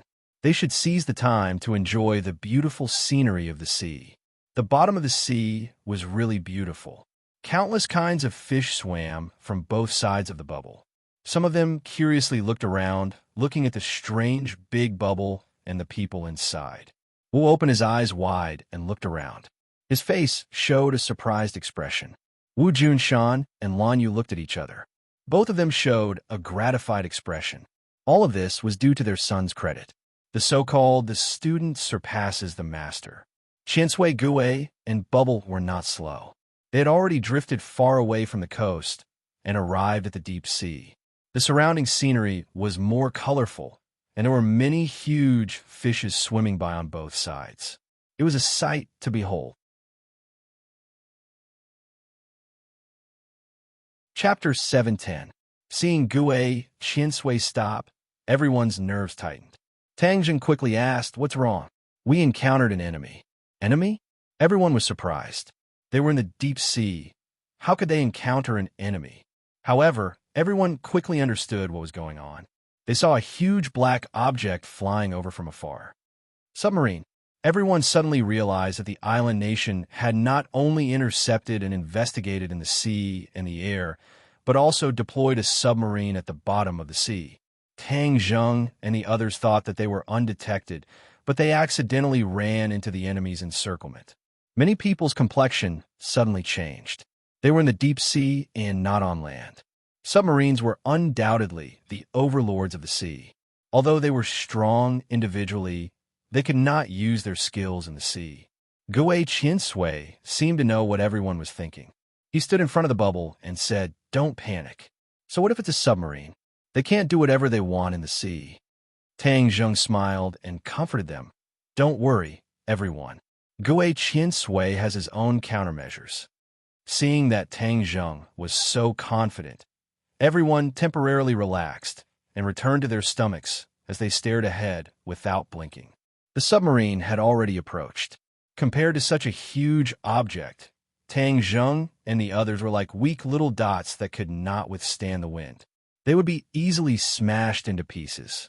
Moreover, the enemy would not choose a head-on collision, because with a burst of snow-white water, 2 torpedoes were shot out directly, drawing a white line in the water. Hiss! Everyone sucked in a breath of cold air, unable to take their eyes off this scene. Suddenly, Gui Qiansui's body lit up with a burst of light. With a bang, the light shone and the sea rolled. The explosion of the torpedoes was completely blocked by the light. When the light dissipated, a behemoth appeared in front of them. It was Gui Qiansui. His body was comparable to the submarine. He kicked his 4 legs and turned into a white line, rushing to the submarine. Bang! With a loud bang, a pit and a crack appeared on the submarine, and the submarine sank to the bottom of the sea. "Wow!" everyone exclaimed. On land, they didn't have a deep understanding of Qiansui's power, but in the sea, his attack power increased by 100 times. "Be careful." All of a sudden, the sound of Tang Zheng's footsteps rang out. A missile silently shot over from another direction. There were also other submarines. Gui Qiansui nimbly turned his body, and the seawater tumbled, forming a tall water wall in an instant. The missile hit the water wall and exploded, but the huge shockwave did not make Gui Qiansui move an inch. "You want to play hide and seek with me? Let's see how you can hide in this sea," Gui Qiansui said angrily. The opponent seemed to have discovered Gui Qiansui's strength, so he didn't rush forward recklessly. Instead, he chose to attack from a distance in order to play to his advantage. Gui Qiansui immediately saw through the opponent's intention and took the initiative to attack. His huge body flashed and disappeared into the dark sea. Boom! Boom! The sound of an explosion immediately came from the dark depths of the sea, making people feel as if their hearts had been hit by a heavy hammer, almost suffocating them. Everyone stared at the deep sea trying to figure out what had happened. Suddenly, there was a loud explosion, and a ball of fire rose into the sky, but was quickly swallowed by the waves. Gui Qiansui swam back from the deep sea and said, Shangxian, the enemy has been completely eliminated. Tang Zheng nodded with relief. The destruction of 2 submarines of the island nation would certainly make them feel distressed for a long time. Let's move on, Tang Zheng ordered. Gui Qiansui took the lead and led the way. This time, they didn't encounter any more enemies. After a long time, they finally arrived at their destination, the island where Wu Junshan and the others lived. Everyone floated to the surface and walked on the beach. Seeing the island again, everyone had a complicated feeling. They had just walked through the gates of hell, so their mood was particularly complicated. The others didn't know Tang Zheng's plan, so they looked at him curiously. Tang Zheng smiled and didn't keep them in suspense. He said directly, Everyone has lived on this island for so long, so we are familiar with it. Moreover, there are many houses on the island that can be used after some repairs, so it's more convenient. So I chose this island to be everyone's residence in the future. Isn't this place already exposed? The island nation won't let go of this place. Isn't this a living target? Someone questioned. Don't worry. Didn't I say that I will build a moving island? Everyone on the moving island won't be easily discovered by the enemy. Tang Zheng said, Moving island? Isn't this a fixed island? Everyone was skeptical. Tang Zheng didn't waste time and directly asked everyone to get on the island. Then he said, Everyone, wait on the island for a while. There may be some movements later. Don't panic and be impatient. What movements will there be? We'll know in a while. Tang Zheng smiled mysteriously. Gui Qiansui, let's go. Tang Zheng and Gui Qiansui went into the sea together and soon sank to the bottom of the sea, leaving behind a group of people looking at each other and chattering. Wu Junshan looked at Lan Yu and said worriedly, Can he do it? Lan Yu proudly raised his head and said unquestionably, Of course he can. How can my son not do it? Marshall, don't you think so? Marshall had been staring at the sea. Hearing this, he turned his head and smiled. Master's wife is right. Lan Yu looked deeply at Marshall and praised. Marshall, you look very good when you smile.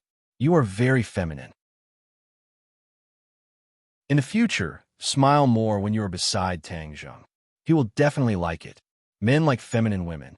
Master's wife. Marshall's cheeks were slightly red. Although she had been with Lan Yu all the time, Lan Yu had never said such words to her. She couldn't help but feel shy. Silly girl, I'm doing this for your own good. He has so many women by his side. If you don't stand out, how can you compete with those women? Lan Yu said earnestly.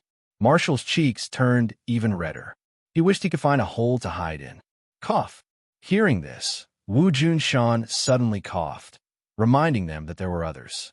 Lan Yu turned around and looked at the crowd. Go to the side. You have a nerve to eavesdrop on women's matters. Everyone smiled meaningfully and quickly retreated to the side. However, their gazes towards Marshall were very thought-provoking. In the past, Marshall had a high prestige in the Marshall organization. Sometimes his prestige was even higher than some elders. Now that everyone was looking at him with such gazes, he was extremely shy. Lan Yu pulled Marshall's hand and said in a low voice, Marshall, I watched you grow up. I understand you too well. The environment of the Marshall organization has created you, turning you into a decisive person, just like a boy. The Marshall organization has let you down. Master's wife. Lan Yu interrupted her, shook his head, and said, Listen to me first. After all, you are a girl, so you should have the characteristics of a girl. How could I not know your feelings for Tang Zheng? Actually, I have high hopes for you too, and if you become my daughter-in-law, I will definitely be very happy. However, just like I said before, men will always like gentle women. This is the nature of men. If you restrain your previous personality and pretend to be gentle, you will definitely leave a deep impression on him and make him like you even more. Don't you want that too? At this point, Marshall no longer hesitated and asked nervously, Really? Of course it's true. I've been there before, so I know better than you. Oh, I'll remember. Marshall blinked her big black eyes and silently memorized it. In addition, this time, when you accompany him back to Huaxia, you will definitely experience many difficulties and obstacles. You must always accompany him. This is a good opportunity to improve your relationship and capture a man's heart. Lan Yu personally instructed, and Marshall's mind also became active. The two of them whispered to each other nonstop. Boom! With a loud sound, the earth shook and the mountains shook. Everyone was shocked and exclaimed, "What's going on? Is there an earthquake?" Lan Yu and Marshall also stopped. Lan Yu remembered Tang Zheng's warning and quickly comforted them. "Don't worry." Tang Zheng said that nothing will happen. "Everyone don't panic." The island kept shaking as if there was a real earthquake. Everyone's face tightened and looked at each other, not knowing what happened. At this moment, Tang Zheng was staring at Gui Qiansui from the bottom of the sea. Gui Qiansui became a huge monster again. This time, it was bigger than before, like an island. It broke the stone connecting the island and the bottom of the sea. With a rumbling sound, the island immediately sank to the bottom of the sea. Gui Qiansui's figure flashed and swam to the bottom of the island. The island fell on its back, splashing countless waves, and the falling momentum of the island immediately stopped. So that's how it is.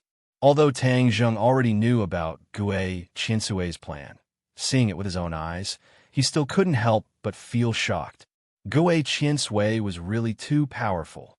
He could actually carry an island like this. Tang Zheng couldn't estimate how heavy it was. "Immortal, I'm done." Gui Qiansui fixed the island and said. Tang Zheng nodded and said, "Gui Qiansui, it's been hard on you. Now, I'll leave all of them to you. Take care of them for me. Immortal, rest assured, with me here, I will do my best to protect their safety. It's just that I can't serve you in the future. No, your island is my last support. If I can't survive in the future, then I can only return to this island." Tang Zheng already had a plan. His strength was getting stronger and stronger, and the things he did were getting more and more out of hand. He couldn't guarantee that he wouldn't be chased down by others. Chapter 711. Tang Zheng bid farewell to Gui Qiansui, returned to the shore, and explained everything to everyone. When everyone heard this, they were all shocked. A real island had actually become a moving island, becoming everyone's resting place. The island began to move, following the current towards Huaxia, moving at a speed that was not slow. One day, a fishing boat entered their line of sight, and the island stopped moving. Tang Zheng, Wu, and Xiao Bai boarded the fishing boat together, and a few days later, they boarded the land of Huaxia from the port. Once again stepping onto this hot land, Tang Zheng's heart was somewhat apprehensive. He did not know what was waiting for him. However, he would deal with whatever came his way. Whatever came his way, he would take it all on. Tang Zheng and Marshall were like a couple. On the same day, they bought a ticket back to the capital and entered the airport. Looking at the bustling crowd, Tang Zheng took a deep breath and said, "The motherland is still the best." The corner of Marshall's mouth slightly raised as she quietly looked at him. Her eyes were like water, extremely gentle. Tang Zheng turned his head to look at her and said with a strange expression, "Ever since we left the island, I feel like you have changed into a different person." A trace of panic flashed across Marshall's eyes as she covered it up and said, "Nonsense, I didn't." Tang Zheng shrugged his shoulders and did not think too much about it. He took the boarding pass and said, "Let's go. We can board the plane." The two of them stood up and were about to walk towards the boarding gate when suddenly there was an uproar in the departure hall. A group of people rushed over from afar, armed with live ammunition, their bodies emitting killing intent. Squeak, squeak. Xiao Bai on his shoulder cried out vigilantly, its pair of small eyes rolling around as it bared its teeth. Its injuries had already healed, but the little guy seemed to have become a little irritable. Whenever there was a situation, it would be so angry that it wanted to spit fire.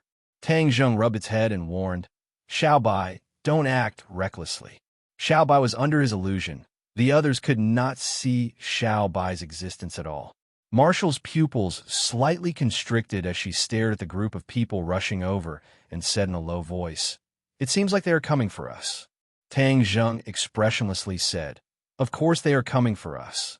He had already smelled a familiar aura from these people, super soldiers modified by the Dragon Group.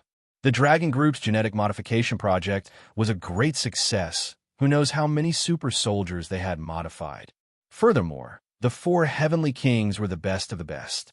The burns on Marshall's body was caused by one of the four heavenly kings, the Fire King. It's the Dragon Group. Marshall also saw the clues and said softly. Calm Tang Zheng nodded his head without batting an eyelid. The Dragon Group spies are everywhere. If we use our real identities to buy tickets, then we will definitely be monitored by them. It seems that their formation is not small. I'm afraid that there will be a big one. Didn't you, in the Dragon Groups? Why do they dare to be so bold? Marshall said suspiciously. Tang Zheng laughed coldly. The balance is only temporary. There must be other factors or other forces entering and breaking this balance. Then the Dragon Group's Xing Feng will naturally be unrestrained. Marshall frowned, agreeing with his point of view. Then what should we do? Let's wait and see. Let's see what kind of medicine the other party is selling. Tang Zheng was prepared to deal with all changes, because, for the time being, he still could not figure out the Dragon Group's trump card. While they were talking, the Dragon Group had already surrounded the two of them. The other passengers were also forcefully isolated. Tang Zheng and Marshall were like dumplings filled with fillings, being chased and blocked in the middle. Tang Zheng remained unmoved. He looked around fearlessly and said, "Where's Xing Feng? If the main character doesn't come out, he will send you shrimp soldiers and crab generals." Back then, when Tang Zheng's cultivation was not as good as it was now, he was not afraid of the Dragon Group, let alone now that his cultivation had advanced by leaps and bounds. He had already reached the 9th level of Anidia and was only a step away from the Aura's core stage. There was a commotion in the other party's crowd. 3 people walked out with a majestic gait. They glared at him and roared, "How dare you? Who do you think you are? How dare you call our boss by his name?" Tang Zheng glanced at the 3 of them and said, "The owner didn't come out, so he let the dogs out first. Furthermore, it's 3 dogs that can bark." "Oh, I remember that there were originally 4 dogs, but one of them had already turned into a dead dog, right?" He could tell that the 3 of them were completely different from the other super warriors. Especially the aura on their bodies, they were extremely cold, similar to the Fire King back then. Thus, he concluded that the 3 of them were definitely the other 3 of the 4 heavenly kings. As expected, when the 3 of them heard this, they were enraged. Some of them were about to attack, but they were stopped by one of the older ones. This person was the leader of the 4 heavenly kings, the Thunder King. These 3 heavenly kings were the Thunder King, Wind King, and Water King. Together with the Fire King, they formed the camp of the 4 heavenly kings. They were the cream of the crop after genetic modification, and each of them had a set of superb skills. So what if you have a sharp tongue? In any case, you won't be able to escape today, even if you have wings. The Thunder King said with killing intent. Tang Zheng was unmoved. He swept a disdainful glance at the other party and said, "With just you guys? Tang Zheng, you think you're number 1 under the heavens just because other people think you're number 1? Let me tell you, this time we came prepared. If you dare to resist, then you will be going against this country." The Thunder King said solemnly, "Going against the country?" Tang Zheng's expression turned cold. "Can your Dragon Group represent the country?" The Thunder King said confidently, "Perhaps not in the past, but today at this very moment, the Dragon Group represents the country. If you resist, then you will be going against the country. I'm not joking with you. Actually, I would be more happy if you resist, because then you will definitely die today. I'm very happy to see this kind of scene." Tang Zheng stared unblinkingly into the Thunder King's eyes, confirming that he was not lying. His heart thumped. Something must have happened during this period of time that caused the Dragon Group's status to rise greatly. Otherwise, the other party would not be so unrestrained. But could it be that he was just going to follow them? The Dragon Group was not a benevolent group.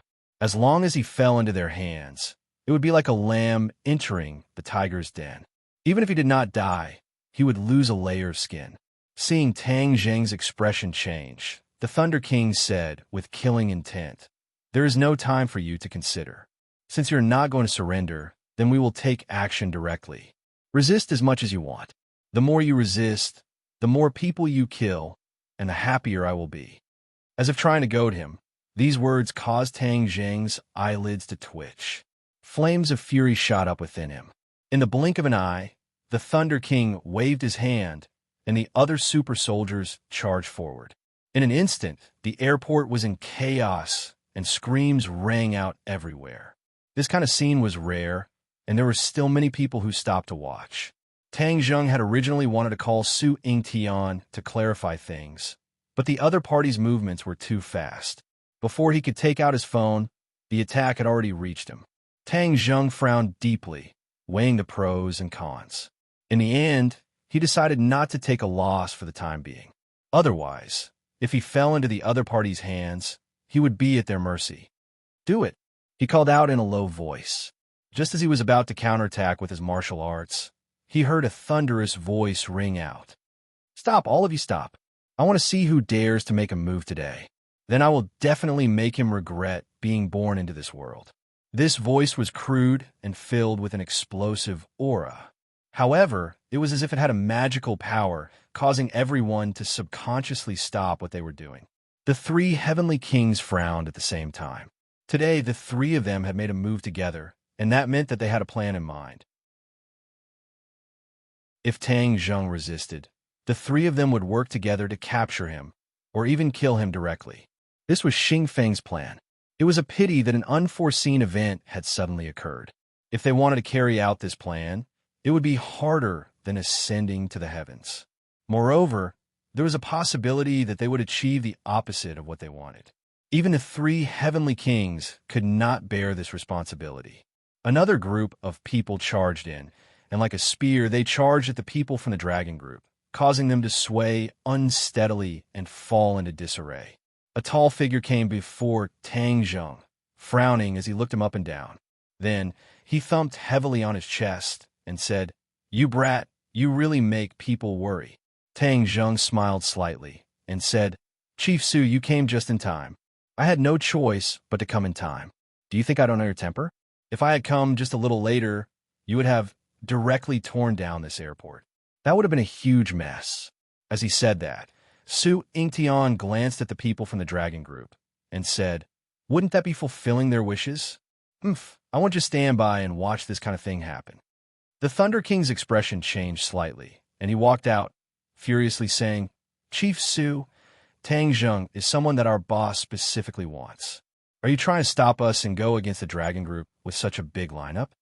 Su Yingtian glanced at the other party in disdain and said, "Who do you think you are to dare speak to me like that?" The Thunder King's face alternated between red and white as he roared furiously, "Su Yingtian, don't go too far." Su Yingtian ignored the Thunder King and said, "Go back and tell your boss that if he wants to touch Tang Zheng, he will have to go through me first. Hold it right there." Seeing that the other party was about to leave, the Thunder King quickly blocked his path. The others also moved, and the Dragon Group and the National Security Bureau were in a standoff. The flames of war seemed to be on the verge of erupting. Su Yingtian's expression did not change as he stared coldly at the Thunder King and said, "You want to stop me? Don't blame me for being merciless. Su Yingtian, you should know that Tang Zheng is someone that the higher-ups specifically want. If you dare to take him away, that would be disobeying orders," the Thunder King said in exasperation. Su Yingtian pursed his lips and said, "The higher-ups? You want to use this to suppress me? Let me tell you, when I use this move, you won't even know where you are. Before you want to stop me, you'd better call your boss and ask for instructions.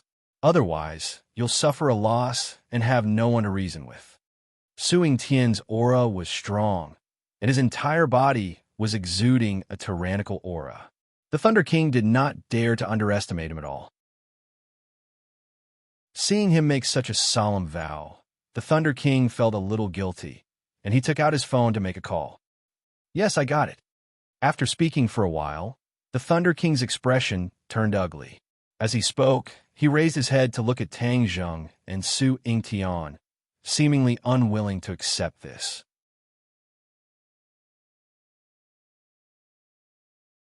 Chapter 712. The Thunder Emperor glared at Tang Zheng and gnashed his teeth. We're not finished. After that, he turned around and left with his subordinates. Su Yingtian looked at the other party's departing figure with ridicule. When the other party was far away, his face sank. The dragon group is becoming more and more unrestrained. They even dared to touch a consultant from the National Security Bureau. Tang Zheng relaxed and asked, "It seems that there have been many changes in the country recently." Su Yingtian bitterly smiled and shook his head. "It's a long story. Let's leave this place first." The group left the departure hall in a grandiose manner and took several cars to a military cargo plane in the airport. The military plane roared as it flew into the blue sky. Only then did the group feel slightly relieved. Su Yingtian looked at Tang Zheng with a burning gaze and asked with a solemn expression, "Now you can tell me what you did in the island nation. I'm all ears." Tang Zheng gently caressed Xiao Bai. He had already removed the illusion on Xiao Bai. Xiao Bai was lying on his lap and didn't care about the curious gazes of others. Tang Zheng organized his words and spoke. This time, he didn't hide the news of Wu Junshin's group. After all, the Li Palace already knew about this matter. It wasn't easy to hide it from the government. As expected, Su Yingtian wasn't surprised when he heard the news of Wu Junshin's group. Clearly, he already knew about this matter. Furthermore, a trace of gratification flashed across his face.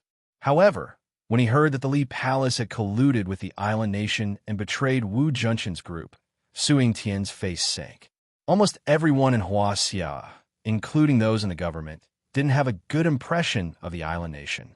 This was because of history. The Li Palace had actually colluded with the island nation to harm Wu Junshin's group. This was truly infuriating. After all, Wu Junshin's group was a part of Huaxia. This was equivalent to colluding with the enemy and harming their own people. However, there were too many factors involved. Su Yingtian didn't immediately express his opinion. In the end, when he heard the inside story of the Yamanoroki and the war decades ago, Su Yingtian couldn't sit still any longer. He slapped the armrest of the chair, shattering it into pieces. Tang Zheng had already expected that he would have this kind of reaction. Any Chinese person with a bit of courage would have the same reaction after hearing the truth. Damn Japanese. So they actually concocted such a big scheme and even killed so many Chinese compatriots. Su Yingtian angrily roared. Tang Zheng calmly said, "Now that you know the truth, how do you evaluate my actions in the island nation?" Su Yingtian was startled. He understood the meaning of Tang Zheng's words. His expression was somewhat complicated as he sighed. "As an official, I obviously don't want you to do such an extreme thing. But as a Huaxia person, I can't help but clap my hands in joy. What you've done is too damn satisfying." Su Yingtian heavily slapped Tang Zheng's shoulder and continued, "Although I'm an official, I'm first and foremost a Huaxia person. Those people in the Imperial Advisor's residence and the Imperial Palace all deserve to die. They should die without a burial site." Tang Zheng looked at him with gratification and said, "I didn't misjudge you." Su Yingtian revealed a bitter smile and sighed. "The new generation excels the old. The secret of decades has been discovered by you. Humph, let's see how the island nation can be arrogant now." Oh, Tang Zheng's heart skipped a beat. The island nation must have already found out my identity, so they're pressuring the country, right? Su Yingtian nodded his head. The island nation's attitude is firm, so they're under a lot of pressure. What do they want? Of course they want us to hand you over. Otherwise, why would the Dragon Group send so many people to capture you? But the Dragon Group isn't the only one in the country. There are still many righteous and unyielding people. Tang Zheng recalled the scene from before and curiously asked, "Why did the Dragon Group suddenly compromise?" "Because I invited a big shot to reject the Dragon Group's previous proposal." Su Yingtian pretended to be mysterious as he said, "Big shot? Who?" Tang Zheng curiously asked. Su Yingtian laughed and purposely kept him in suspense. "This is a secret for now. You'll naturally know when you see him." Tang Zheng was filled with suspicion as he looked out the window and asked, "I forgot to ask you. Where are we going?" "Of course, it's the capital. Didn't you buy a ticket to go to the capital? All right, then I'd like to see who this big shot you're talking about is. Tang Zheng did not ask further. The plane whistled through the clouds. In just a few hours, the plane landed at a military airport on the outskirts of the capital. An off-road vehicle carrying Tang Zheng, Wu, and Su Yingtian sped towards the center of the city. Looking at the familiar scenery and streets outside the window, the weather was already hot. The streets were filled with people wearing cool clothes, and the beauties began to reveal their slender, snow-white thighs, attracting the men's gazes. The off-road vehicle drove straight into the center of the capital. Tang Zheng's pupils constricted as he stared at the building in front of him. This building was not tall, but rather it was a little short in the capital that was filled with tall buildings. However, as a person from Huaxia, no one dared to look down on this place. This place was much more powerful than those skyscrapers because this represented the center of Huaxia's power. Any Huaxia person who came here couldn't help but feel a little apprehensive or even reverent. Even Tang Zheng was no exception. After all, he was a secular person who had received more than 10 years of traditional education. Even though his strength had greatly increased in the past year and he had experienced many major events, some of the genes hidden in his bones could not be changed in a short period of time. On the other hand, Wu was unperturbed. He glanced outside and then closed his eyes to rest. Even his mood did not fluctuate in the slightest. Power, in her eyes, was really ephemeral. She had been taught to despise secular power since she was young. This was a world of difference from Tang Zheng. As if sensing his mood, Su Yingtian said, "Don't be nervous. There are also people living here. Moreover, in terms of individual strength, you are stronger than any of them." Tang Zheng revealed a wry smile, took a deep breath, suppressed the fear in his heart, and said, "It's my first time here, so it's difficult to avoid the customs." Su Yingtian chuckled in satisfaction at Tang Zheng's bluntness and said, "The first time I came here, I was even more nervous than you. My hands were trembling, and my legs were almost unable to take a step. In the end, when I went back, I found that my vest was full of sweat, and my clothes were as if they had been fished out of the water." "Is it that exaggerated?" Tang Zheng sneered. Although he was in awe of the power here, it was not to that extent. "It's not exaggerated at all. I'm still considered good. There are people who are so weak that they can't even walk. Your condition is already very good," Su Yingtian praised. After hearing his words, Tang Zheng's remaining trace of nervousness gradually disappeared. He loosened his shoulders and instead felt a kind of unprecedented ease. Seeing his change, Su Yingtian's eyes flashed with a strange light. He secretly praised him. A dragon among men, as expected, extraordinary. This change was far from what an ordinary person could compare to. The off-road vehicle passed through a strict inspection and passed through a series of armed guards before finally entering the central area of this power center. Most of the buildings here were courtyards or 2- or 3-story buildings. These buildings were hidden in the greenery. Although there was already a trace of summer in the sky, when one was in this space, one's whole body was emitting a cool feeling. A cool breeze brushed past one's face, and it was incomparably comfortable. The few of them got out of the car, and Su Yingtian led the 2 people and 1 beast into one of the courtyards with ease. Tang Zheng could not help but size up. The Ye family's residence in the capital was also a courtyard, and it occupied a larger area than this courtyard. However, Tang Zheng felt that this courtyard was far more formidable than the Ye family's, especially the few powerful auras in the dark, which made Tang Zheng's heart involuntarily tremble a few times. What a tight security force! Tang Zheng secretly praised. The security here was even tighter than the imperial palace of the island nation. Although there were many masters in the imperial palace, there were very few true masters. However, judging from the auras that Tang Zheng felt just now, there were definitely no less than 3 masters. The corner of Tang Zheng's mouth raised. They had really mobilized a lot of people. Were they afraid that they would not be able to control him and prevent him from harming people? But on second thought, he was relieved. If any one of the people living here had an accident, It would be a major event no less than an earthquake for the country of Huaxia. It would affect the development and strategy of the entire country and affect thousands of families. Indeed, they couldn't be careless.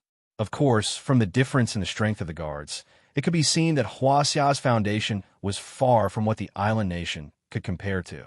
What was extremely laughable was that the island nation still did not give up and try to start a war with Huaxia again.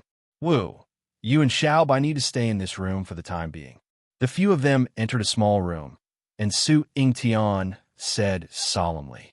At this moment, his brows were filled with the seriousness of official business. When Wu heard this, he immediately frowned and looked towards Tang Zheng. I want to bring Tang Zheng to see an important figure. He's the only one. I don't have the authority to bring anyone else in. Su Yingtian said honestly. Wu still did not say anything, but his brows were knitted tighter and tighter. The atmosphere was somewhat tense. Tang Zheng roughly guessed Su Yingtian's thoughts and said, Wu, you and Xiaobai stay here, I'll be back soon. When Wu heard this, his brows immediately relaxed, and his eyes became gentle, like a pool of autumn water, causing Su Yingtian to be speechless. When did Wu become so docile and obedient? He looked deeply at Tang Zheng. How many more surprises would this brat give him? Tang Zheng and Su Yingtian walked out together, passed through a courtyard, and arrived at a study room. They knocked on the door and entered, and a room full of books greeted their eyes. Although it was Tang Zheng's first time here, he could clearly feel that the books on the bookshelves were definitely not used as decorations to show off, but were frequently flipped through. It could be seen how astonishing the reading volume of the owner of this place was.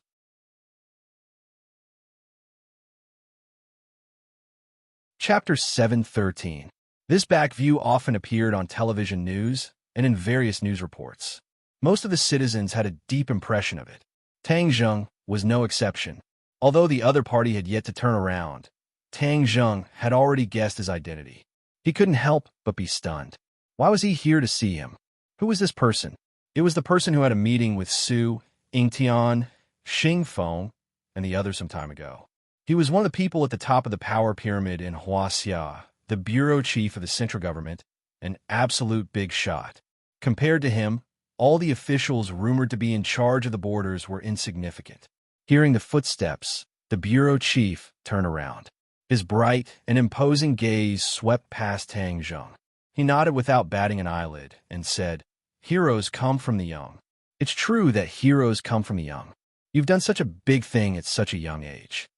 Although his words were good, there was a hint of reproach in them. Su Yingtian was an old hand in the bureaucracy. How could not tell? His heart couldn't help but skip a beat as he thought to himself, this is bad. Tang Zheng didn't think about the deeper meaning of the other party's words. His expression didn't change. Although the other party's identity was out of Tang Zheng's expectations, the respect he had when he first came in had unknowingly disappeared. He said in a neither servile nor overbearing manner, Thank you for the compliment. This is what I should do. Clearly, he didn't think that what he had done in the island nation was wrong. He took the other party's words as genuine praise. Hearing that, the bureau chief's thick brows immediately furrowed. His gaze turned sharp as he stared straight at Tang Zheng. Tang Zheng was also someone who had been through a lot. The bureau chief's halo was useful to ordinary people, but not to Tang Zheng. Therefore, Tang Zheng calmly looked straight into the bureau chief's eyes. Their gazes met, and the study was terrifyingly silent. The air seemed to have frozen. Su Yingtian's breathing was almost out of control. He rolled his eyes and lamented to himself. Why did I forget to give Tang Zheng a heads up just now? This is too rash and will only backfire. But at this moment, he had no way of reminding Tang Zheng. The corner of Su Yingtian's mouth twitched a few times. He tasted bitterness in his mouth, but there was nothing he could do. What should I do? You actually feel that it's quite glorious? The bureau chief didn't seem to approve of Tang Zheng's attitude. Tang Zheng said calmly, Of course, killing the enemy is part of our duty. Moreover, the other party has committed many crimes in Huaxia. This is just the interest collected from them. That's an old story. Is that so? You think you can forget the past just because you're an adult? History is meant to be remembered, not forgotten. Tang Zheng wasn't afraid in the slightest and said firmly. Suing Tian's jaw almost dropped to the ground. He really wanted to rush up and cover Wang Zheng's mouth, praying that he would stop talking nonsense. History is meant to be remembered, not forgotten. The bureau chief's expression changed slightly as he repeated this sentence. He looked at Tang Zheng with a hint of approval in his eyes. Today's society was too impetuous. Everyone was looking forward and risking their lives for money and status. There were very few people who had this kind of awareness of the big picture or this kind of spirit. Without a doubt, Tang Zheng's words touched the bureau chief. But the bureau chief didn't give up. He still said in a deep voice, "But everything has to be done in a certain way.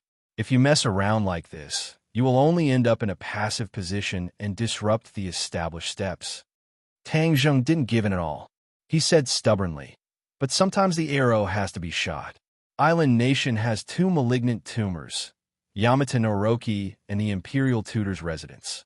If we don't get rid of them, there will be endless troubles in the future." Imperial Tutor's residence, Yamata Noroki? The bureau chief frowned. He was no stranger to the Imperial Tutor's residence. After all, the National Security Bureau had a lot of information on the Imperial Tutor's residence. But it was the first time he heard of Yamata Noroki. Tang Zheng didn't answer. Instead, he looked at Suing Tian. Suing Tian understood tacitly. He knew that Tang Zheng wanted him to introduce the situation and give him the opportunity to show his face. He couldn't help but feel grateful. He quickly organized his words and introduced the situation of Yamata Noroki. As expected, the bureau chief and Suing Tian had the same reaction, especially when it came to the conspiracy of the war decades ago. His eyes were obviously burning with anger. Seeing that ball of anger, Tang Zheng was secretly relieved. If the country's leader could still maintain this sense of pride and honor for history, then this country had a lot of hope. There's such a thing? It was the bureau chief's first time hearing about this inside story. He stared at Tang Zheng. Tang Zheng nodded seriously. "I can guarantee the authenticity of this information." The bureau chief nodded seriously and looked at Suing Tian. Suing Tian had an idea and said, "Then we can use this to change the situation this time." Obviously, he wanted to use this to make a fuss. After all, the island nation was already putting pressure on Huaxia to make Huaxia hand over Tang Zheng. The bureau chief also saw through Suing Tian's thoughts. He didn't comment. Tang Zheng did not care about what the two of them were thinking and said to himself, "I haven't finished speaking yet. This is only a part of the news. There is another piece of news that is even more important. I think you guys are more interested in hearing it." "What?" "My guess is that the eight-headed serpent has already been subdued by the 100 Transformation Star-Lord. These two fellows are together, colluding with each other. The consequences will be extremely terrifying, and it is definitely not something you want to see." Tang Zheng said in a heavy tone. Actually, he didn't want to see this result either. Although this news hadn't been confirmed, he completely believed it. 100 Faces Star-Lord. The bureau chief's eyelids twitched, and his expression changed slightly. His big reaction was enough to show the magic power of the name 100 Faces Star-Lord. Back then, what happened in the 100,000 Mountains was not a secret. The government had already inquired about most of it through various channels. Later on, they even sent elite troops to barge into the 100,000 Mountains, but without exception, they were all annihilated. Among them, the scattered news that was sent back was that 100 Faces Star-Lord was very terrifying. The 100,000 Mountains had become the territory of monsters, and those who barged in would definitely die. After countless failures and sacrifices, the government finally gave up on the idea of sending people into the 100,000 Mountains. But the name 100 Faces Star-Lord was like a nightmare. It spread among the upper echelons of power, and the few big bosses heard it like thunder. Suing Tian also looked at Tang Zheng in shock. After hearing this news, his heart couldn't help but beat faster. 100 Faces Star-Lord had already made them helpless. If Yamata Oroki was added, it would definitely be a huge disaster. Then wouldn't they immediately attack us? Suing Tian asked in a hoarse voice. Tang Zheng had also been thinking about this problem. After a few days of thinking, he rejected this idea. He shook his head and said no. Oh, why? The other two looked at Tang Zheng curiously, as they were curious about this answer that was out of their expectations. Because they have a bigger plan. My intuition is that they won't act rashly before this plan succeeds. This was the conclusion that Tang Zheng came to from Hundred Faces Star-Lord's reaction of biding his time for such a long time. He believed in his own results. A bigger plan? What's that? Tang Zheng didn't intend to reveal this news at first, but after seeing the bureau chief, he changed his mind. Perhaps letting the government know this news would be more effective in stopping Hundred Faces Star-Lord's plan. Use the mountain river blood sacrifice array formed by tens of thousands of people to bring the Devil Clan back to this world, Tang Zheng said in a deep voice. Swoosh, swoosh. As soon as this was said, the two of them changed their expressions. They were no stranger to the term Devil Clan. They knew what the Devil Clan represented. They represented slaughter and blood. If the Devil Clan descended, then this world would really be finished. The bureau chief couldn't help but grab Tang Zheng's hand and ask, will the Devil Clan really descend to this world? Tang Zheng said honestly, it's possible as long as Hundred Faces Star-Lord's plan succeeds. That mountain river blood sacrifice array? Yes, this formation is extremely bloody and vicious. It requires the lives and blood of tens of thousands of people as a catalyst to activate the formation and bring the Demon Clan back from the skies beyond. Tang Zheng's voice couldn't help but become heavy. He couldn't imagine what would happen to this world after the Devil Clan descended. How do we stop him? The bureau chief asked directly. Use all the information we have to search for the missing people in various places and stop Hundred Faces Star-Lord from finding so many victims. Su Yingtian asked worriedly, will it work? Tang Zheng wasn't very confident. He said helplessly, do your best and leave the rest to fate. No. How can this world be destroyed by Hundred Faces Star-Lord? We can't be so lucky. What do you mean do your best and leave the rest to fate? That's too negative. We have to deal with it actively.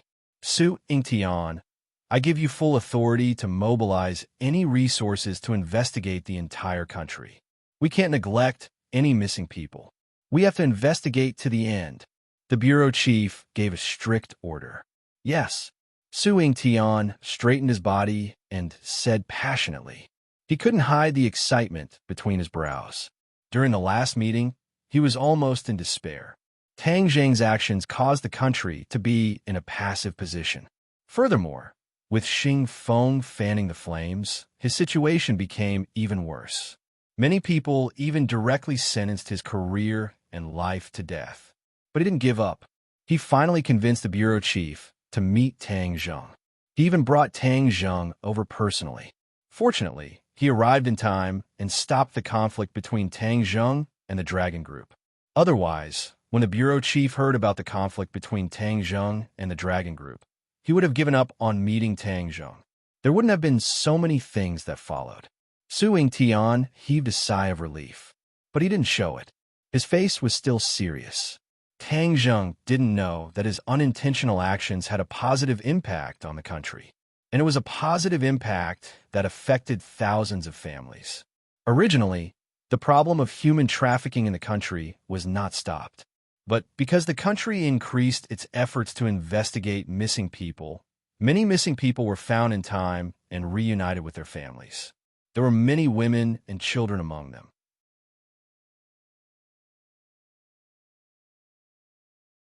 Chapter 714. The bureau chief looked at Tang Zheng sternly and asked, as a cultivator, you have a special identity. Do you have any suggestions? Tang Zheng's heart moved, and he asked the question that had been buried in his heart for a long time. What does the country view cultivators? Hiss. Su Yingtian sucked in a breath of cold air. This question was too direct.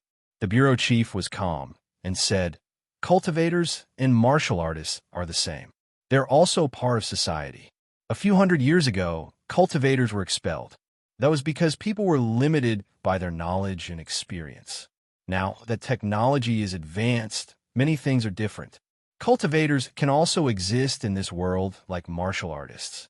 Tang Zheng was happy. It seemed that the government's attitude towards cultivators was much more open-minded. They didn't just suppress them. However, cultivators are too special. Or rather, they are too powerful. If too many of them exist in this world, there will be many problems. The bureau chief added. Tang Zheng's head thumped. It was as if a bucket of cold water was poured on his head. His excitement was extinguished. He smiled bitterly. He was too naive. He really thought that the government would accept all cultivators. At least with the current situation, it was impossible. Greater than or equal to cultivators were too powerful. Especially Tang Zheng's action this time. The government had directly witnessed the power of cultivators. Cultivators were like nuclear bombs. They were very powerful. If they were within a controlled range, they would be beneficial to the country. If they were completely out of control, they would definitely be a very unstable factor. That was to say, if a small number of cultivators existed, the country wouldn't interfere too much. If they allowed a large number of cultivators to return, the government wouldn't sit by and do nothing. Of course, there was another layer of meaning in the bureau chief's words. Tang Zheng also figured out. The bureau chief emphasized on technology. That was to say, it wasn't a few hundred years ago. The government had no way to deal with cultivators. The power of technology couldn't be underestimated. Not to mention nuclear bombs, the mecha developed by the Dragon Group couldn't be underestimated. There are also super soldiers. No one could be sure that super soldiers wouldn't be weaker than cultivators in the future. Also, super soldiers could be mass-produced. That would be a very terrifying force. The bureau chief's words were a combination of kindness and authority, which gave Tang Zheng a lot of insights. However, he was not as enthusiastic as Tian Chanzi about the return of the large group of cultivators. He had already determined that if the large group of cultivators returned, it would not be of much benefit to the ordinary people. What he considered was not the stability of the regime, but the benefits to the general public. Both sides had different starting points, but they could be considered to have reached the same conclusion. Thus, Tang Zheng solemnly nodded and said, "Cultivators will not harm the country, but I hope that the country will not judge people with colored glasses, or sooner or later there will be problems." As soon as he said this, Su Yingtian's back was drenched in sweat. These words were too bold. It was equivalent to threatening the other party, telling the government not to go too far. Otherwise, the cultivators would also resist. No one had ever dared to say such things in front of the chief. Su Yingtian was secretly anxious for Tang Zheng. Newborn calves were not afraid of tigers. The bureau chief looked at Tang Zheng with burning eyes. Their eyes met, and, after a long time, the bureau chief took the initiative to reach out his hand and simply said, "Okay." The two hands tightly held together, and it could be considered that they had reached a preliminary consensus. Su Yingtian brought Tang Zheng out of the study and said in a low voice, "You are so bold. You scare me to death just now. I almost had a heart attack." Tang Zheng smiled indifferently. "Is it so exaggerated? Of course. You don't know, but if there is really a disagreement, there are countless experts in the dark who are not to be trifled with." Su Yingtian said with a bitter smile, "I am not to be trifled with either." Tang Zheng said quietly, if the other party really wanted to kill him, he would not sit still and wait for death. In the end, it was still unknown who would emerge victorious. If Su Yingtian knew his true thoughts, he would probably be so scared that he would hide far away. Seeing Tang Zheng's disapproving expression, Su Yingtian only hoped to bring them away from this place as soon as possible. Suddenly, a person walked in front of them. The two of them were startled, and their expressions became somewhat unsightly. Enemies are bound to meet on a narrow road. They actually met Xingfeng here. Xingfeng strode toward the two of them and stopped in front of them. He coldly looked at Tang Zheng and said, "This time, consider yourself lucky. You managed to get away with it."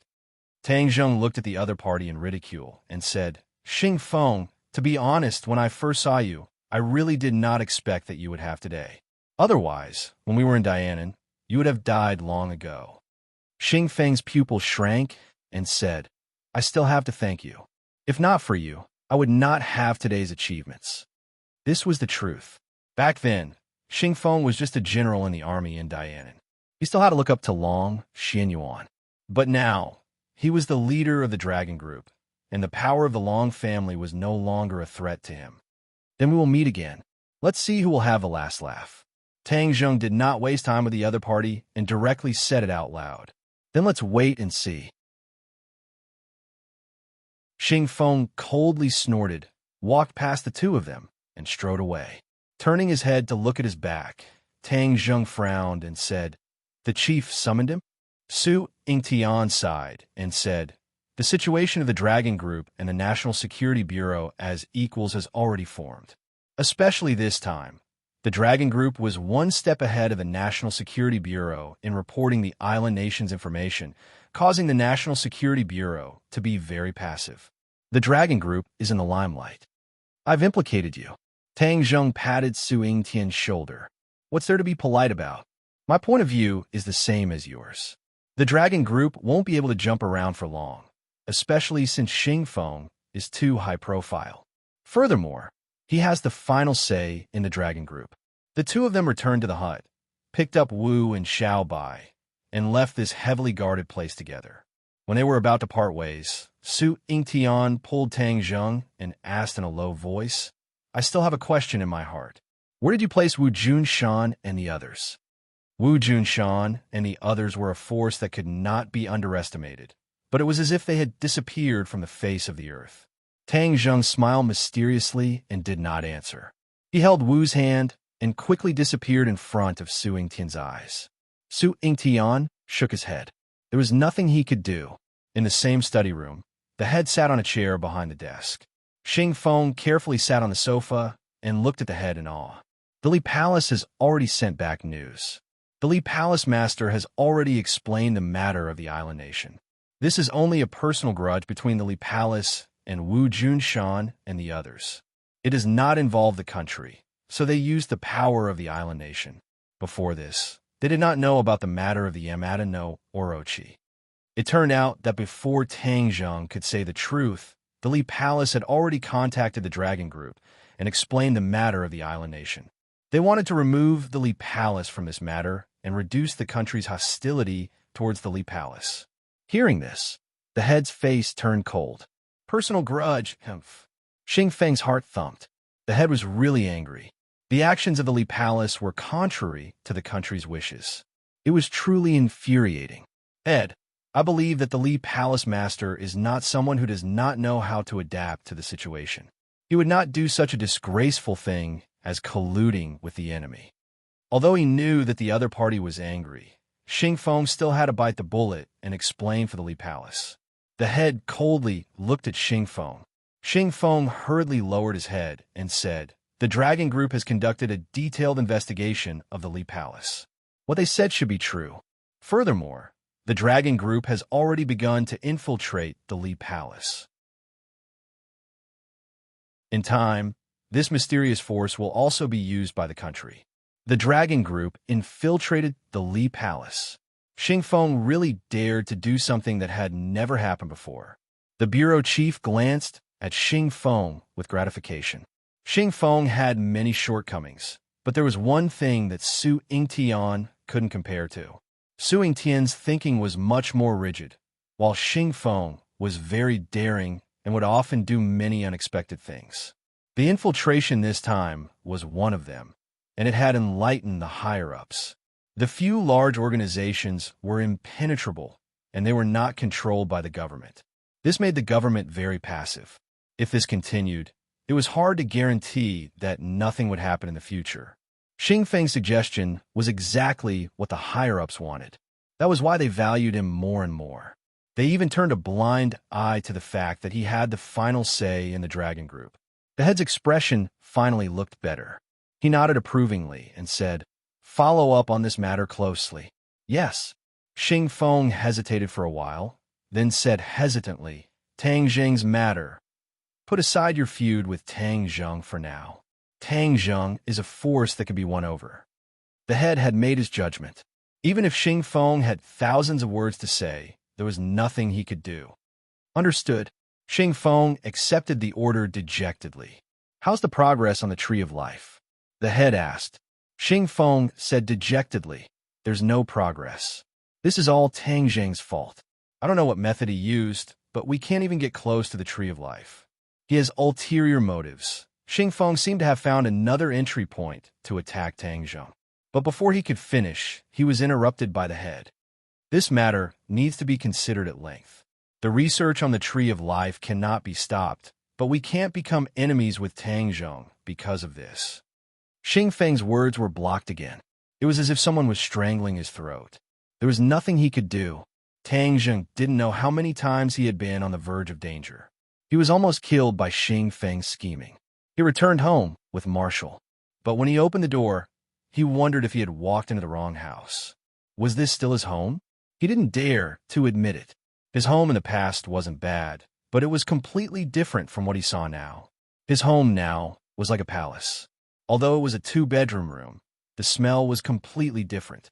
It was completely renovated and decorated. There were all kinds of decorations.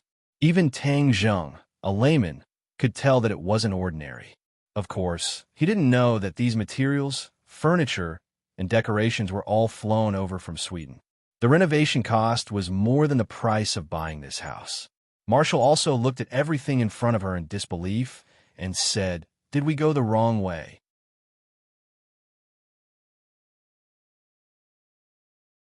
Chapter 7:15. Tang Zheng and Wu strode in. Since they didn't go wrong, they couldn't just enter and not enter. Wu looked around curiously. She had to admit that Princess Anne's taste was indeed extraordinary. Even someone like her, who didn't know anything about decorations, could see the extraordinary charm. Tang Zheng couldn't help but exclaim in admiration. "If I were to come back in a while, I'm afraid this place would have become a real palace." Wu said with a gloomy face, "This kind of woman is really powerful. What's so great about that? This is the education she received since she was young, just like how you know martial arts." Tang Zheng said disapprovingly, "Really? Of course. Dong dong dong." While they were talking, the crisp sound of high heels hitting the ground rang out, followed by a beautiful voice. "Ah, Tang Zheng, you're back." As soon as she finished speaking, a figure flew over like a gust of wind. If not for Tang Zheng moving to the side, she would have directly pounced on Tang Zheng. If this person wasn't Princess, and who else could it be? Princess and was still perfect and flawless, causing people's hearts to palpitate. She stared at Tang Zheng with a pair of big black eyes, looking at him in pleasant surprise. During this period of time, not only did her life as a commoner not consume her noble temperament, it made her seem even more outstanding, like the most noble and holy white swan in the world. "You're finally back. I thought you would never come back after leaving without saying goodbye," Princess Anne said happily. Tang Zheng pointed to the house with a straight face and asked, "What did you do to me? Is it beautiful?" Princess Annie showed off excitedly, just like a child showing off the fruits of her labor to an adult. "These are all carefully designed by me. Every piece of decoration was personally selected by me. They were flown in from Sweden. I guarantee that they are absolutely authentic." Tang Zheng rolled his eyes and said, "Is there a need for that? Of course, it is necessary.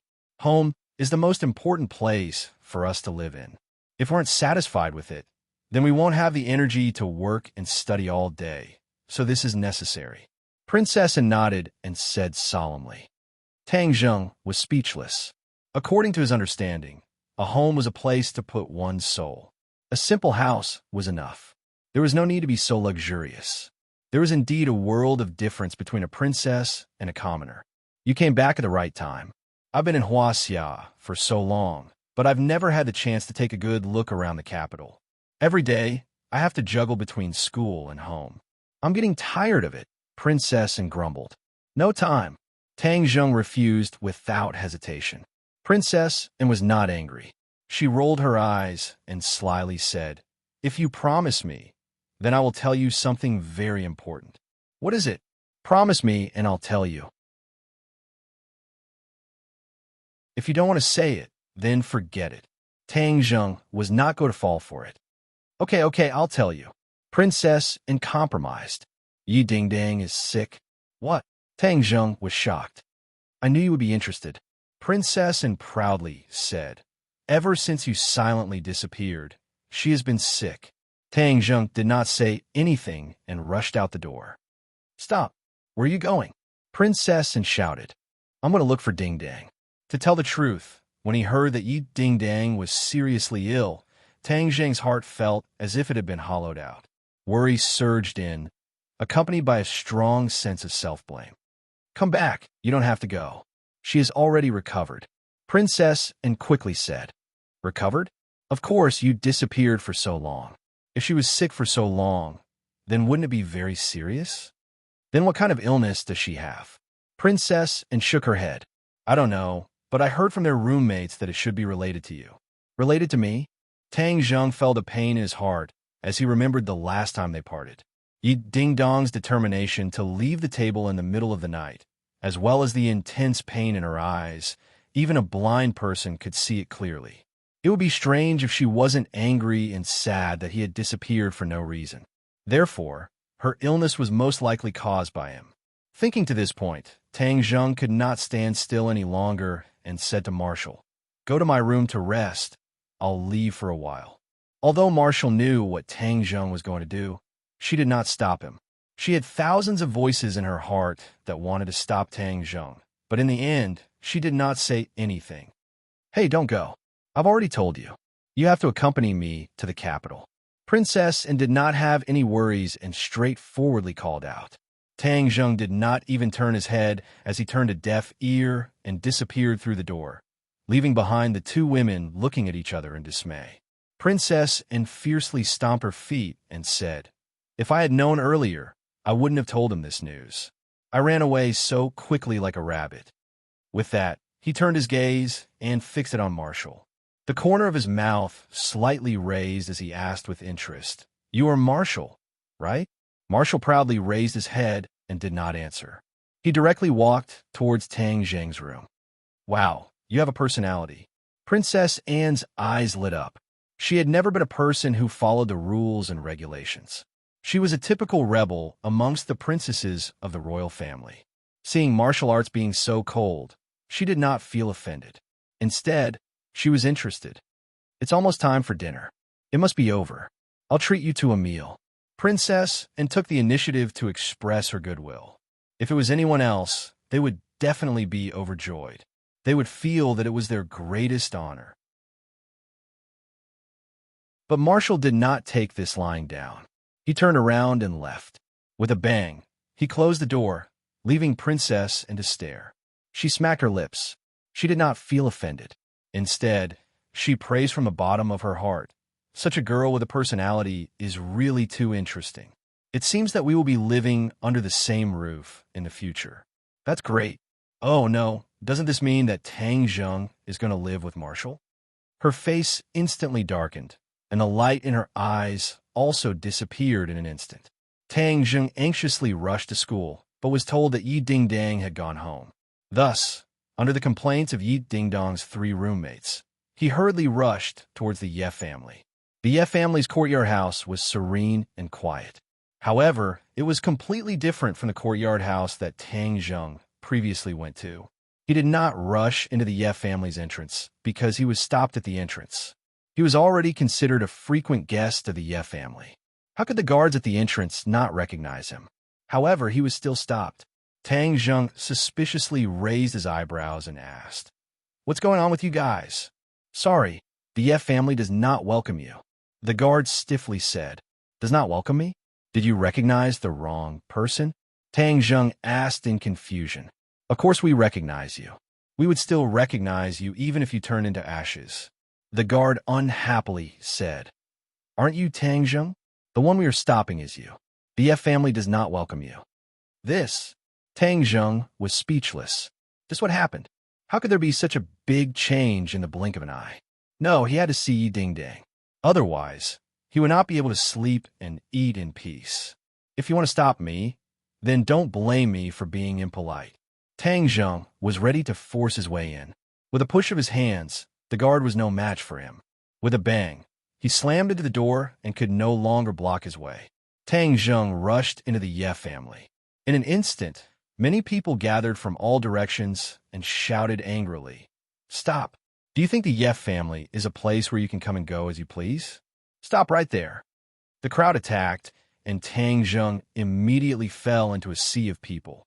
Seeing that he could not move forward, Tang Zheng was burning with anxiety and anger. Since that's the case, then don't blame me for being impolite.